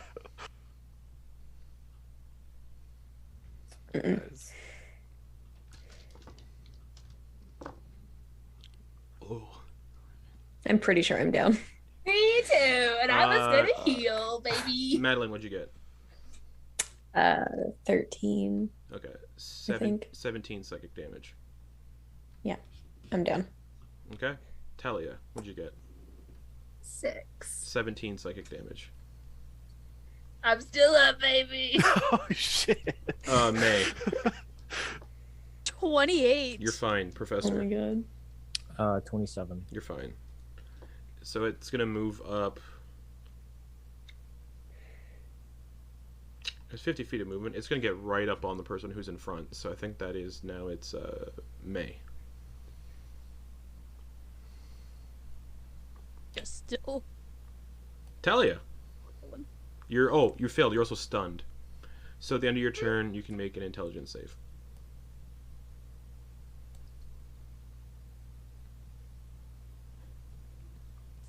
You're no longer stunned.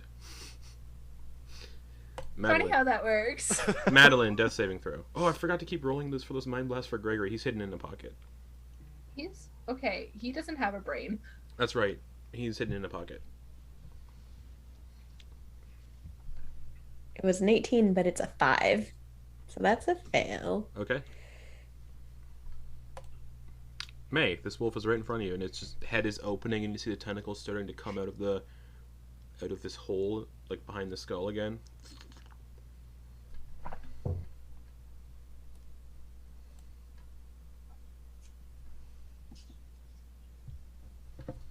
So things don't get fucky, which is why I'm asking this. Would you consider my bite to be a weapon or no? Mechanically they're classified as natural attacks. So I could not use my... No. Okay, thank you. Thank you for understanding what I was asking. Claws, yes, because it specifies that you can use your claws for your stuff. Teeth, no. Teeth, no. Okay. Because the teeth have their own thing. Yeah, fair.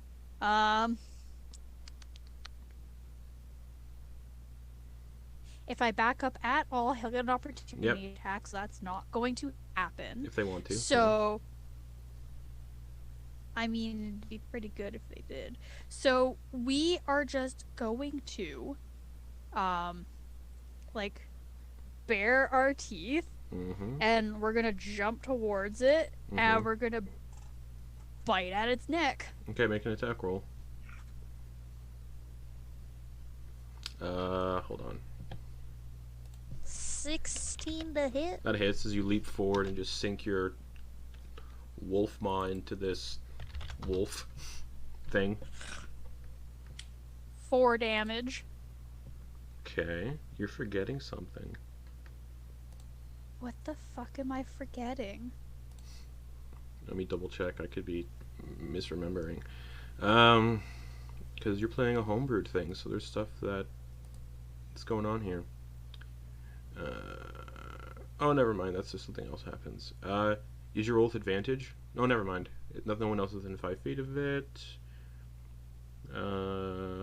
Okay, never mind. You're not forgetting anything. I'm forgetting something. Cool. So, how much damage was it? That was 4 damage. Alright. It takes 2. Okay, that's fair enough. I can't make it magical or anything. You can. And then... Well, you can if it was your claws, but yeah. But I don't have a claw attack. Oh, right. You're the wrong kind of... Never mind. You're wrong. Yeah, you're the wrong kind of thing. Never mind.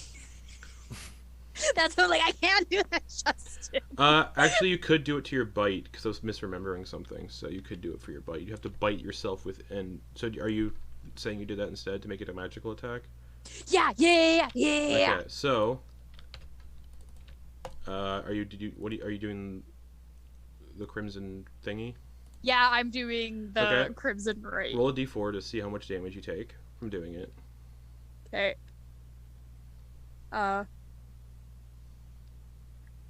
It's a d6. Oh, it is a d6. That's right. So roll a d6. So I take 5 damage as I just rip into my own skin. And your teeth are wreathed in fire, so roll an additional d6 of fire damage.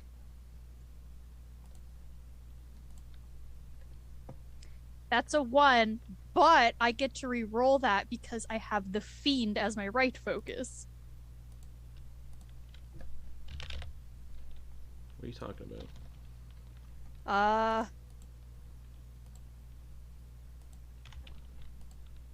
Where is it here? What are you talking about? No, I have... While using Rite of the Flame, if you roll a 1 or 2 on the damage die. Oh, okay, cool, yeah. Yeah. Because you're profane soul, that's right. Alright, go for it. Roll again. 5 fire damage. This thing's looking real bad after that, as you bite into its flaming teeth. Your teeth are still on fire. And then they're gonna go in for their second attack. With your bite? And chomping down at the same spot they got on their neck. Go for it. Misses. You just pull and no one's within 5 feet of me. You just not fine. within 5 feet of it. They have to be within 5 feet of the thing you're attacking. So, with your second attack, you just pull out a clump of wolf hair, and it's just your mouth's full of hair. Bringing us to the professor. Professor's gonna look down at Madeliene and kind of see where they put that potion, and just take it. Like for yourself? Okay. He thinks about it. He thinks about it for just a moment. All right, it's your action. And he'll use it to pour into their mouth. But he definitely has like a very pregnant pause. Okay, so that's your action. So roll 2d4 plus 4, Professor, or 2d4 plus 2, whatever it is for healing potion. Yeah, 2d4 plus 2. Ooh, good one. 9. Nice. 9 health Madeliene now has. So Madeliene, you come to consciousness with a potion being poured down your throat. Get up, dummy. Oh my god, I'm gonna punch the professor so fucking hard. Any And you'll go down for the fucking lightning damage. Yeah, because you take. I don't actually, to be clear, but I want to. Just as a reminder, people do take damage from touching the professor. I just haven't been doing it for like social situations. But if he's like casting a touch healing spell on somebody, they're gonna anyways. Yeah. Take damage from it. Anyways, any bonus actions?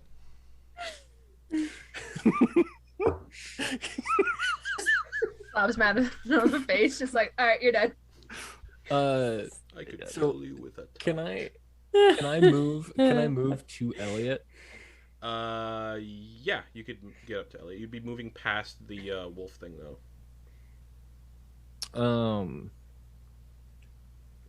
It's directly in front of May now. It ran right at May. Yeah. I don't have...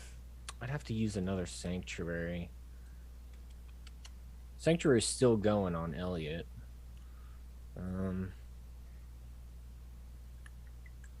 It's not concentration. Fuck it, I haven't been hit yet. I'll just run by. Okay. One of the tentacles is gonna lash out. Okay. Oh fuck.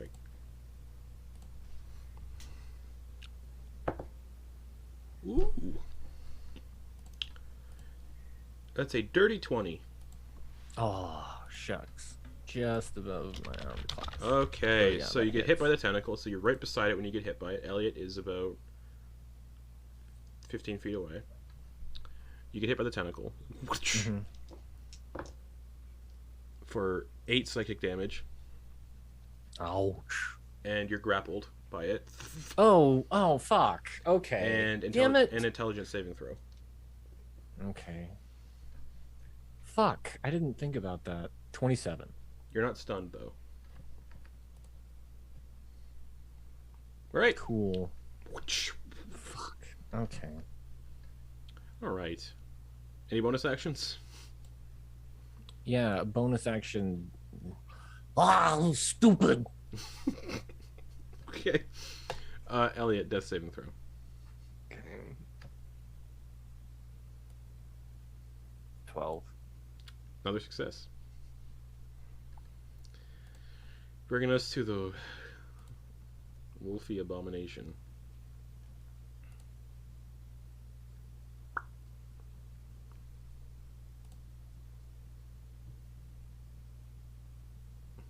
Professor isn't incapacitated, so it can't extract his brain. So... Oh, yeah. That's right. Look somewhere else. Didn't recharge its mind blast, so... It's just gonna whip a tentacle at May. Okay. For a natural 20. Hellish rebuke. Okay. Okay. Dex save. I can't remember what damage goes first, though. Anyways.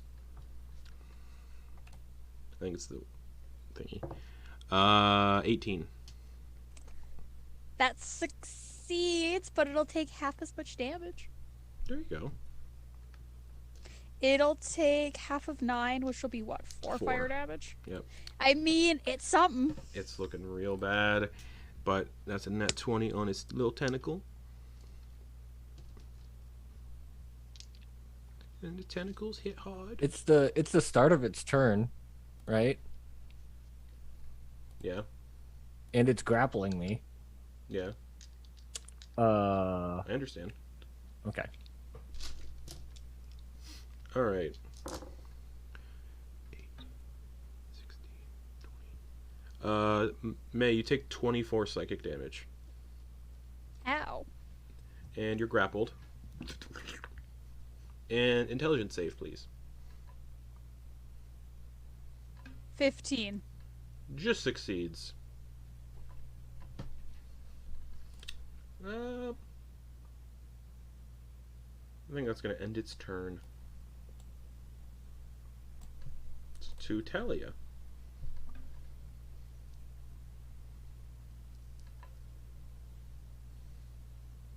Far away is Eliott? 15 feet. Just laying there, like a little bit of like a sort of like a little force field around them. I have 4 hit points. You do. Wolf's already used its reaction though. But it just had its turn. Oh, that's right. And we didn't have any weapons, right? Nope. If you have small things you can conceal, you do. How many items do I have? That's a great question. I have 1. But... There you go.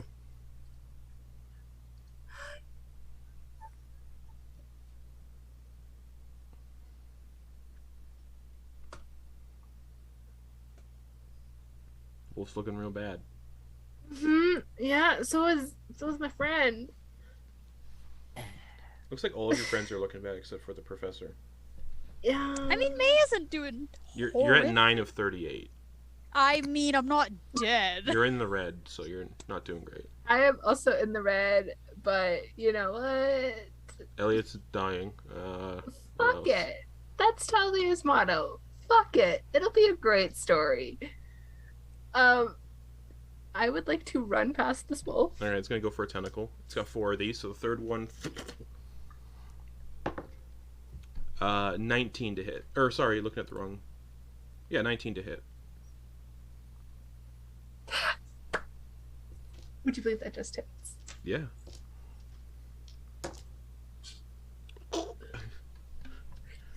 You take 20 psychic damage. I'm sorry, Eliott. I'm trying. And you're unconscious and grappled, and it just immediately turns its attention to you because you're incapacitated and it's got you grappled. I am ragdolling right now. Alright, so unconscious, making death saves. Madeliene, you're prone... How far away is it? 20 feet. Or no, it moves closer, so 10 feet. Great. Okay. I stand up. Alright. Bonus action my rapier, and I attack it twice. Okay. This is gonna add so badly for me, but that's fine. That's 13. Misses. The first one, which is, for fuck's sake, that's a 7. Just misses. God. Wow. Any bonus actions? It was a natural one also. Oh, yeah. Summoning my thing was my bonus action. Oh, right.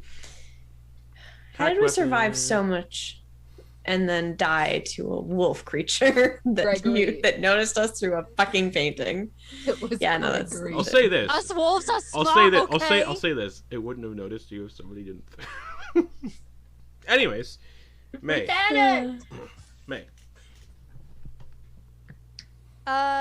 Is there, now that Madeliene is trying to stab with the rapier, are they within 5 feet of this thing now? Mm-hmm. Okay, so... And it wouldn't... Yeah, so is the professor, though. But yeah. So I get advantage. Yep.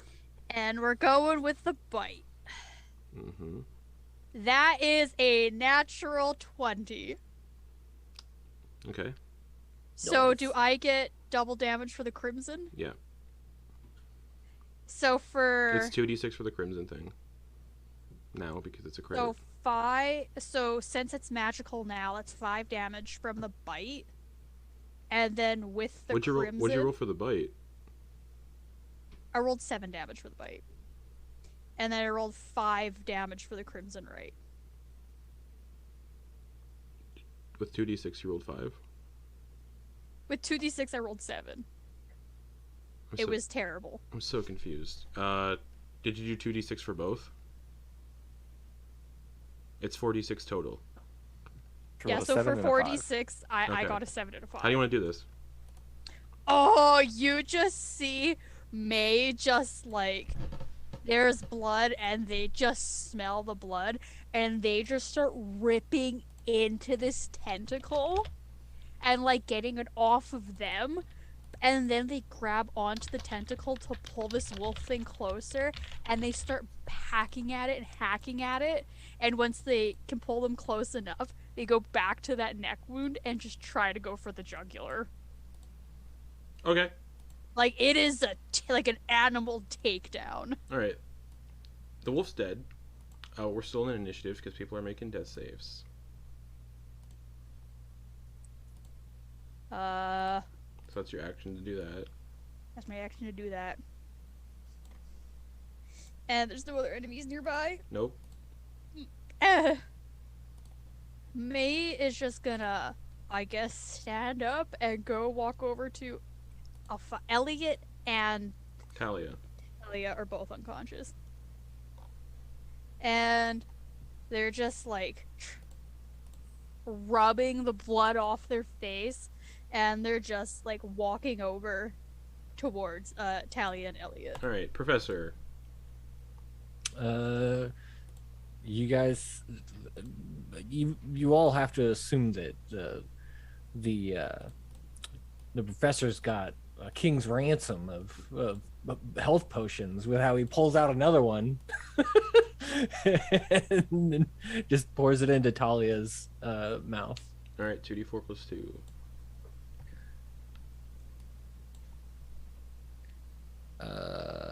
Ooh, max, you get a full 10 hit points. You muted. Hell yeah, I can do a lot with 10 hit points. All right, that's your action. All right, get up. All right, Eliott. Yeah, not really. Yeah, no bonus actions, whatever you. Eliott, death saving throw. That's a 5. That's a fail. You all see shifting underneath the wolf's hide. Like something's moving under its skin. Thalia! How close did I get to Eliott before dying? Not really, though. But Still, Elliott's still like 10 feet away. Alright. I would like to half movement stand up. Okay. Get over to Eliott. Okay. And then she's grumbling to herself. She's like, I just want to go home. What the fuck? Why do we always do this? And then she'll pull out her little dagger and like trace a rune on her hand and just fucking bitch slap Eliott and cast Cure Wounds. Okay.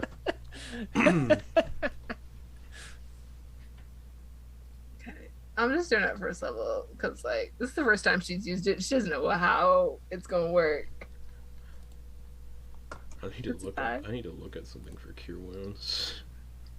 It's a 5. I rolled 5, so if it works, it's a 5. Okay. Oh, Eliott, what's your creature type? Construct. Doesn't work.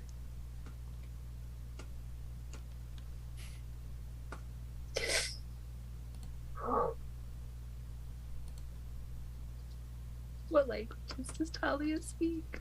I don't know. She's cursing in not common. Okay. And flavor-wise, she begins to shake Eliott. Like, just by... Okay, Madeliene. Got you, bitch!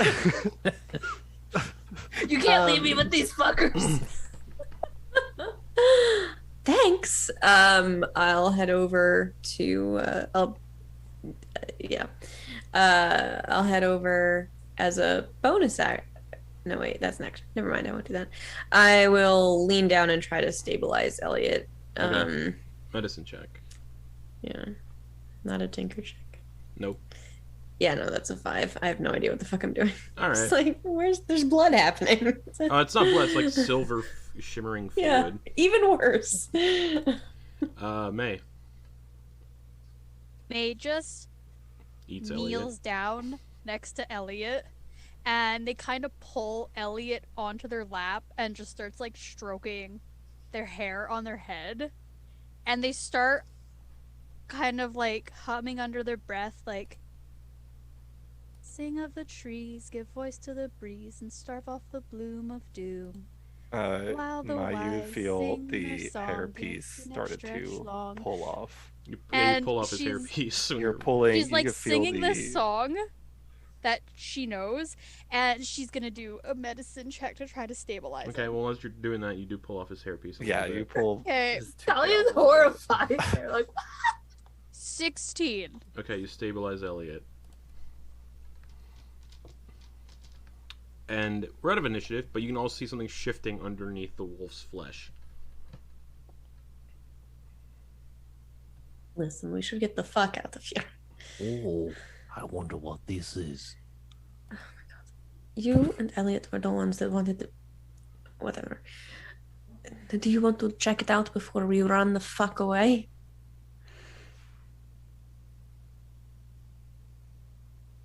Mm.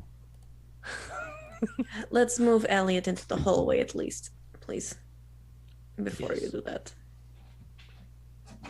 Okay, you can He's move. just sitting there, Eliott. just stroking the side of Eliott's, like, very motherly. Okay, you drag Eliott into the hairpiece. Is just like it's half, just like the toupee has fallen off. Fully take it off. Yeah. Just like she just got Eliott's hair. He's now. bald. He's completely smooth. Gregory's like, can I have it? Normally I would say yes. Okay. But like I think he's still alive, so we kind of gotta wait for people to be dead before we take their hair. Well, there's snacks in your pockets if you need comfort food. Thank you. I really appreciate it, Gregory. Okay, so Professor, you're looking at this writhing wolf corpse. Yeah, just making sure that Make a medicine check. medicine check. Yes, please. Ooh. Okay, that was. Oh boy. I'm standing 11. within eyesight, but far away. 11. 11. You see that a part of the wolf's flesh is kind of split open a little bit, and you can see very tiny tentacles pushing their way out. Oh no, that's not good. I don't know what that means. What are you doing? Running. Oh, okay. As you get back into the painting, does anyone you look behind you to see what's happening? No, fucking go, everyone. Let's go. Oh, Jesus Christ! There's a spider right here beside my head. It scared the fuck out of me. What you deserve. Poor little guy. No, I'm not gonna disturb you. Just add Eliott's hair to my inventory so I don't forget. Okay, as you all get into the corridor, you can hear somebody walking down the corridor towards you. For May fuck's is sake. carrying Eliott. No alarm, everyone. It's fine. How's it going? And you can see the individual with the amber mask approaching down the corridor. It could be worse. Yeah, Could be better. Could be better too. Could be worse. that's not a great situation. I assume you encountered one of the guard dogs. You assume correctly. Yeah. At least they made it out of the fight worse than we did. Sure. Not by much. And I gesture at Eliott over. May is just holding him and rubbing his back. Eliott's right beside me with Eliott's hair, just like. Y'all touring him over? How is he laying? I don't Yeah, I'm trying to, because there's something on the back of Eliott's head. May is holding you like a child would, when you pick up a sleeping kid off the couch to put into bed. Bridal style. Okay. Yeah, just holding you, just rubbing your back, talking to you. Just, So he's like an infant. Yeah. You're holding him like this. You could definitely Yeah. see this intricate.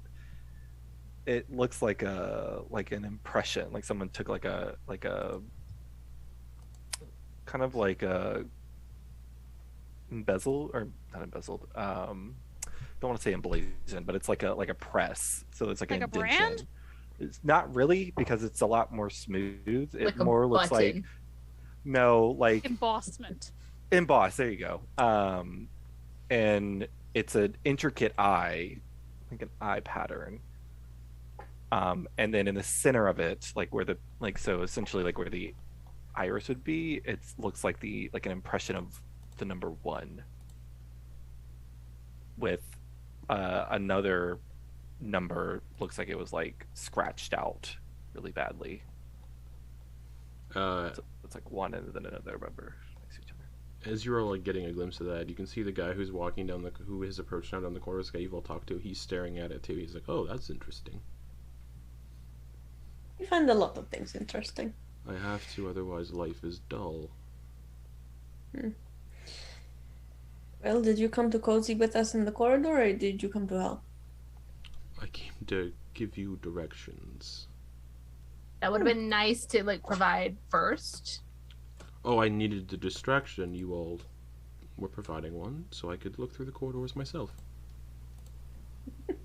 You're, pardon my language here, but you're kind of a dick. Thank you. That wasn't Very, a compliment. very annoying. I called it. And you're very old. So...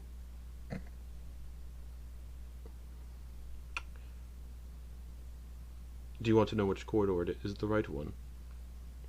Yes. I also hope none of you are drinking the champagne. Uh-oh. I mean, this isn't actually. Yes. Who all partook in the champagne? I'm assuming anyone who had a champagne glass partook in champagne, so that'd be May. When May went to go swirl it, she fucked up, and Eliott put her hand down. She's like, okay. So who So else? she just feel kind of like put it away Madeliene- to not get more attention. She's like, she's fucked. I feel like Madeliene took like a sip at the beginning to look innocuous and then just sort of Great. wandered about it. Did Thalia have any champagne? Nah, Thalia was too busy dancing and That's staring right. at the dance floor. You didn't even get snacks. Did Eliott have Right? any champagne? No, Eliott does a lot of things as a means of looking to blending in society. So Did the professor have any champagne? No, champagne. It doesn't have a despice that the arsenic does. True. So everything else is a little Got some rat boring. poison. Yeah, everything else is a little boring. So who all partook in champagne? Just a sip I will had a do. sip. Oh, Great. Am I dying? we'll see. Unfortunate. Let's You keep want- going. You want corridor number 3. Well, you're blocking the hallway, so let's go. Oh, my apologies, and he just disappears. how long will Eliott be out? Oh, right. Like 3 Yeah. 3 hours. Oh, Oh, before I go, It just starts to disappear, reatomizes. no. I'm just imagining. I'm He just shifts imagining. back in. Yeah, well, I'm imagining he comes back and reappears like the Cheshire Cat. Like, It's just a head and he- arms. He yeah. he pops a potion and pours it down Elliott's throat. Huh. And I'll roll for that in a second. He's like, I was gonna use this for myself, but it seems like your friend here is a little more. It's too bad my mending can't do it. Yeah, it's a cantrip. Be broken. But he's I construct. understand. He's not an object though. And it takes a not whole broken. minute. He's not broken, no. Pretty fucked up. Pretty fucked up. All right, Eliott, you heal from this potion 47 hit points. Ooh, what the fuck was that? Jesus. Potion of supreme healing. Oh, What? well, I feel a little bad now. Not Hot really. damn. Good luck, everyone.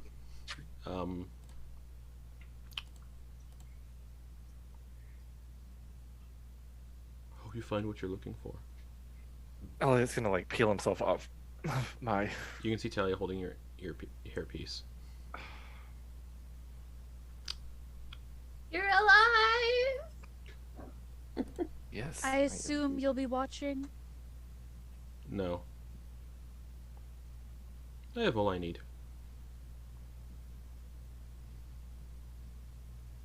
May just gives like a curious nod. Take the hairpiece from. If it makes any of you feel any better, none of this is real.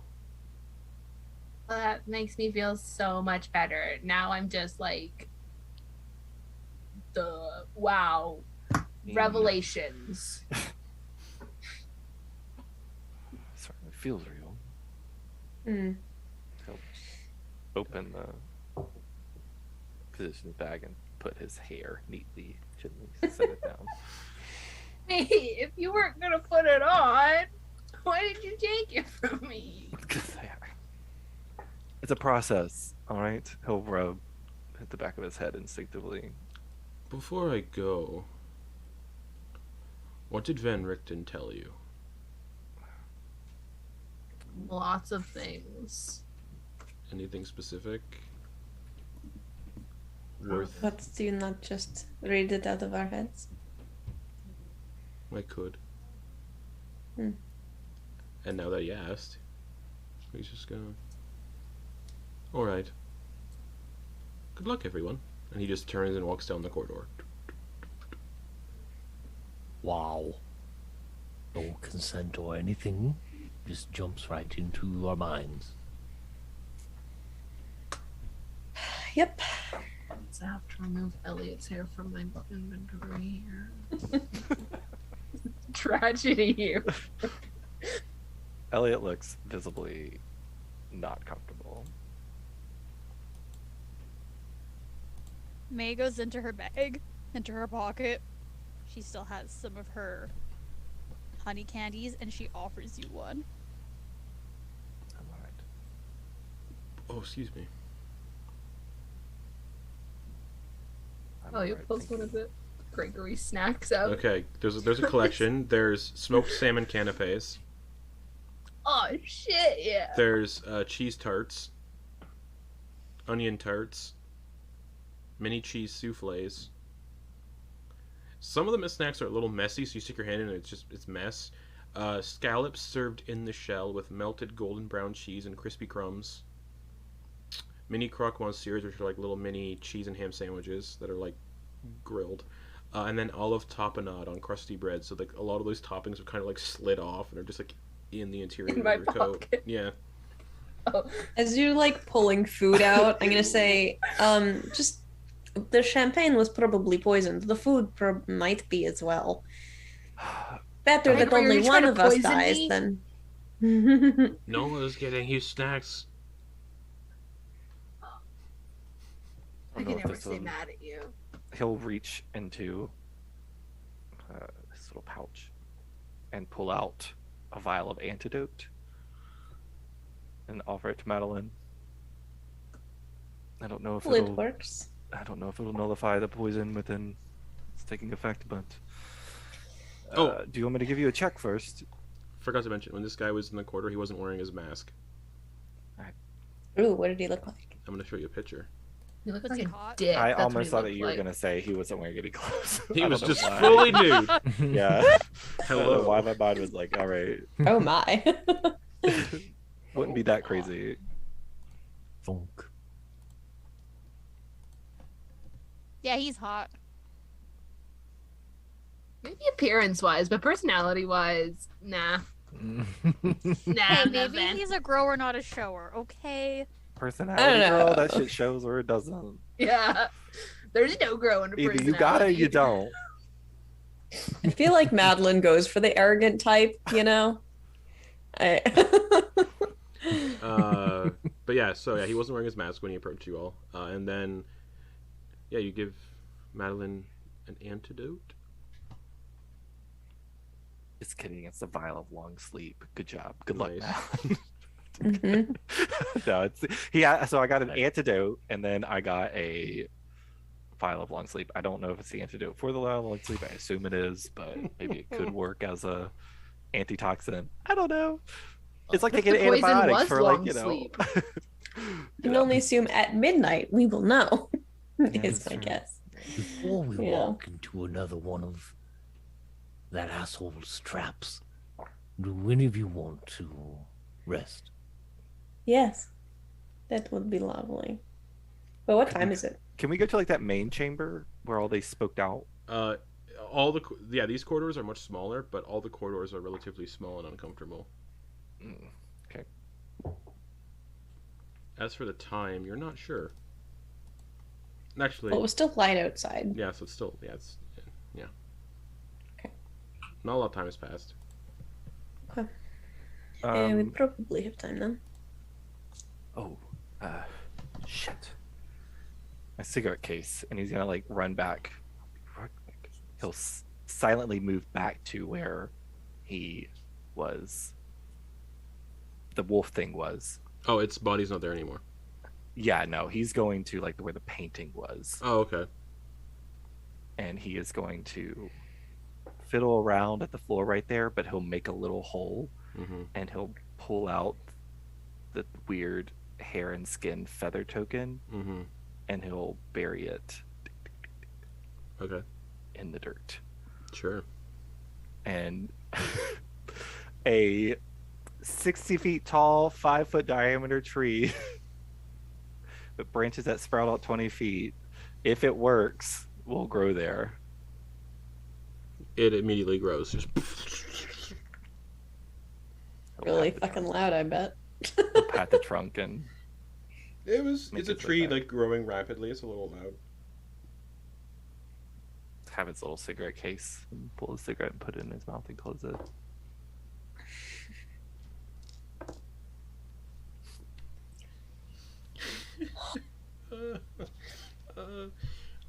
You hear footsteps coming from down one of these random corridors. Just Oh, fuck off. smaller footsteps. I just rolled for it. It's funny. The smaller footsteps just, and you can see the light of a lantern. Fuck. I heard noise this way. Oh my god. Talia tries to push herself against the wall as if that will make her invisible. Anyone who's trying to conceal themselves in a corridor needs to make a stealth check. All right. Let's see how this fucking goes. Okay, that's not a terrible roll. I did that to obstruct our fucking obvious warpath. All right, Eliott, what'd you get? 18. Okay, Madeliene. 19. Thalia. 9. Mm-hmm. May. 17. Professor. Or 4. The others are hiding behind Talia and the professor.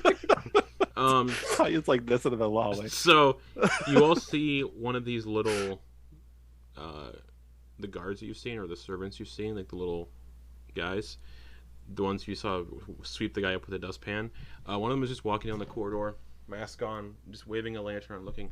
I heard noise this way, and and they just start going down a random corridor. Let's fucking go. Let's go. Let's fucking go. Outward. Yeah, everybody's still like what, in the ones in the single digits? Like there's a bunch of people still in the single digits. Oh, if we go true. and start walking And somewhere else, it looks like these corridors. It Like these corridors are used explicitly by these little servants, and they use these corridors regularly. Yeah. Yeah, great. I could do a quick pick you up, but that's about it.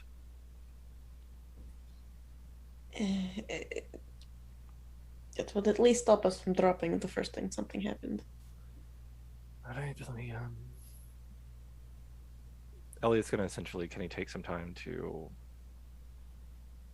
I don't know what would be more effective. I mean, it takes an action technically to use the healer's kit. Yeah, it's only 6 seconds. So each person, he'll kind of do a quick run through whatever seems like the What most about me? immediate. You are dead. So I guess I'll go down the line. Thalia first. You're gonna be. Yeah, Bebs. I knew it. I That's knew we would be 7. Then my. Why does it say damage? Because I had to. Because I proc was it that killing way. you all. You got my max, so you got 10. Madeliene Who's the got real bestie? max as well. And Professor got 8. Sorry. That's exactly what I needed. That's exactly what I needed. Now you got Wow. the leads. It's just like, I'm your best friend. Elliott's like, yeah, okay. Smears the balm on her face. This is a very one-sided friendship. Wow. And I tried to help you. Use a fair portion of that. So 4. Yeah, 4. So I have 6 more uses right now. All right. Oh yeah, so the least that you would heal us is 8, or no, 9. No. No, because I got Hold on. 7. It's Right. it's 1d6 plus 4. Plus additional HP equal to the creature's maximum number. Oh, of that's hit right. dice, Yeah, which is yeah. at I level. forgot about that. That does that. Thank you. Yeah. So you get to a maximum of your hit dice. So it would be 5 plus whatever number I told you. Add 5 to the number. Because it's the creature can't regain HP from this feat again. So essentially, I could do it once to everybody. After that, I can't use this on y'all again until a longer short rest. So, yep, add 5 to whatever the total was. Where's Buster? You can hear from one of the servants patrolling the corridors. We need to move. Buster. Into corridor 3. Buster. It will lead us through corridor 3. Okay.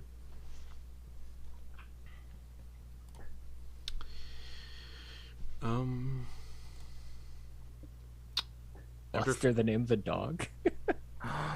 After 5 minutes, I should have used the dog whistle. After 5 minutes, the corridor slopes downwards a little steeply, and you come to another illusory portrait that you can see through, and you see a large circular room filled with barrels, crates, and other storage containers. In the center of the room is a small drainage grate about 2 feet across and is encrusted with some sort of substance. A snail trail of this substance trails towards the barrels marked champagne. A few of the barrels have some of this substance smeared along the sides, and a set of stone steps ascend upwards to a door. Want to see what that is? Do you want to see what you are consuming?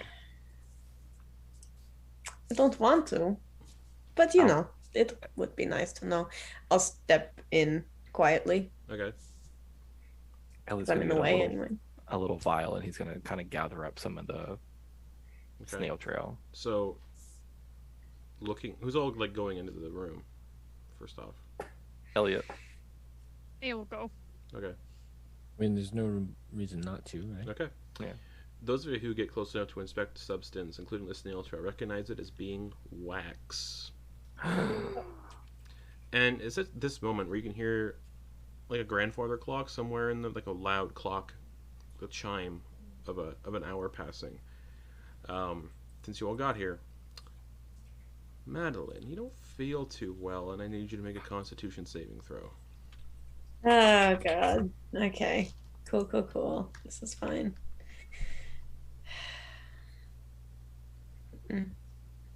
That's a 5. 5. You drop to 0 hit points. Oh, cool. And as you do, you all watch as Madeliene hits the ground, and wax slithers its way out of Madeleine's mouth and forms into a duplicate of Madeliene. And I need you all to roll initiative again. I was fighting another motherfucking photocopy. She straight up die? No, she's just at 0 hit points making death saves. Oh, yeah, there's a natural 20. Love that. Love that for initiative. Jesus Christ. And you can assume anyone who partook in champagne just had to do that. Great. This is why you don't drink, kids.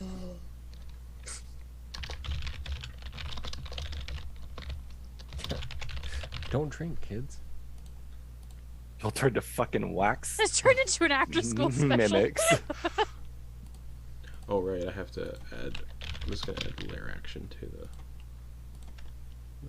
I love hearing the words Well, layer I didn't... Action. I can't add a player character, like an extra version of a player character, so I just have to add something to make a encounter to track, so... Alright, I need to pull up someone's character sheet to see what abilities you got.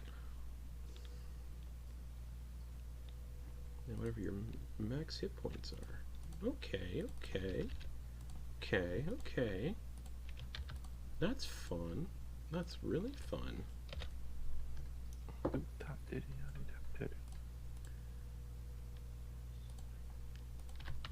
Alright.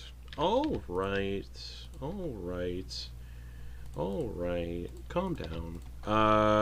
Professor, initiative. This is a dirty 20. Thalia. 12. 12. Madeliene got a 5. Already rolled a death save for some reason. Okay. Eliott. 23. May. 6. Eliott, you're first. You are right beside Madeliene as they collapse, and you can see this wax figure slither out of their nostrils and then form into them. Okay. All right.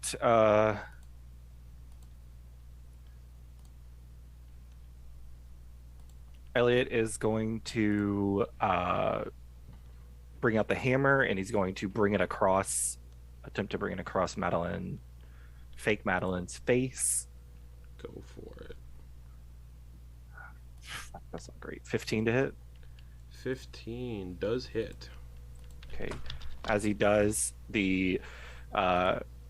shift the hammer in a way to attempt to clock the this wax figure in a way to hit it so it stuns it. He's going to do a stunning strike. Okay. You send some of the wax goes. What was the damage? I haven't done damage yet, but I will get that. 1 second. Sorry. That is 5 bludgeoning. Reduced to 2. Fuck yeah, that's right. But it needs to make a con save. Oh, right. Unless it is, unless it's immune to stunned, which it is not. It's a con 13. Okay. 17 plus Madeleine's plus 3. Jeez. So 20. Right. Try again. That's a 30, 20. That hits. 4, 7, so another 3. He'll spend a key point. I'm fucking blowing this right now. To do a flurry of blows. Okay. So the first one is another 15 to hit. Hits. For a not great for 2 damage. I've already done the half. And then his hand shifts to that color, and as he'll step up to Madeliene and slam his hand down on the middle of her chest and some of that positive energy to do a hand of healing for 3. All right. 3 hit points to Madeliene. And as you do heal Madeliene 3 hit points, you see this thing also heal 3 hit points. Oh my fucking god. Well, that's okay. So if we kill Madeliene, we kill the double. Never mind. It's the hand of harm. It seems like that there's a is little bit of a. go. It seems like there's a. Okay. Professor. Professor's gonna get as far away from this thing as possible. Okay. You were in the room, so were you within 5 feet of Madeliene while they were inspecting things? Probably not. I mean, they're kind of in a, we'll say, they have a lot of friction right now. All right. So I imagine he probably wouldn't be. All right. That's what right you're doing next to them.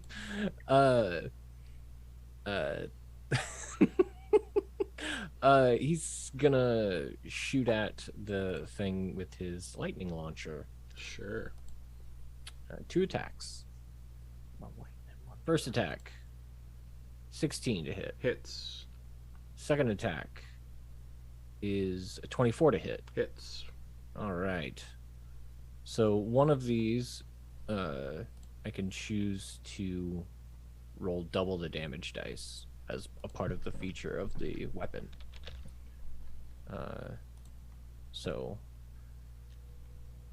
I'll do that. So first one is 17 damage. It's good rolls. And the second one is 12 damage. Holy shit. Nice. That's very nice. Okay, how much total? Jeez. That's 29. I rolled really well. Wow. Yeah, okay. you rolled 4 6s and 1 5. At 29 hit points. As that happens, it explodes in a ball of flaming hot, burning wax. I need everybody in the room to make dexterity saving throws. Imagine this isn't a spell or magical No. effect. Okay. Gotta ask.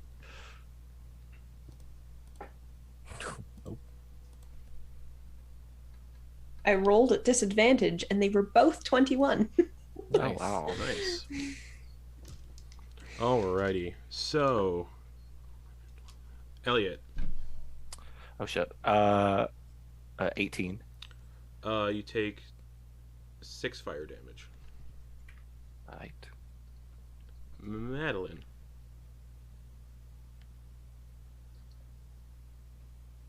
Roll 21. I rolled a 21. Yeah. Do I take 3 and die again? No, you take 6. Oh, okay. So you still die again? Unconscious again. Yeah. Thalia. 8. You take, oh my god, math, 12 fire damage. I'm also out. Oh, God. May. 19. 6 fire damage. Professor. 5. 12 fire damage. Talia's down and Madeleine's down, so that is that. The clone didn't get a turn. Thalia, death saving throw. Oh, yeah, baby. Yeah, baby. Woo. That's an 18. You're 1 success. May. May is just like frantically patting out the fire on her arm. She's like, no, not again, not again, not again. And they look and they see that Madeliene and Thalia are down. Eliott's up. They're like, okay. And they go down towards Madeliene. And they kneel again, and they do the same thing that to Eliott, like put their head on their lap and start running their fingers through their head and start murmuring that song again that they know. Mm-hmm. But they always trail off at the end. It's like they don't know what the words are. And they're gonna do a medicine check to try and stabilize Madeliene. Okay. 11. Just succeeds. So Madeliene is stable. No more death saves. Eliott.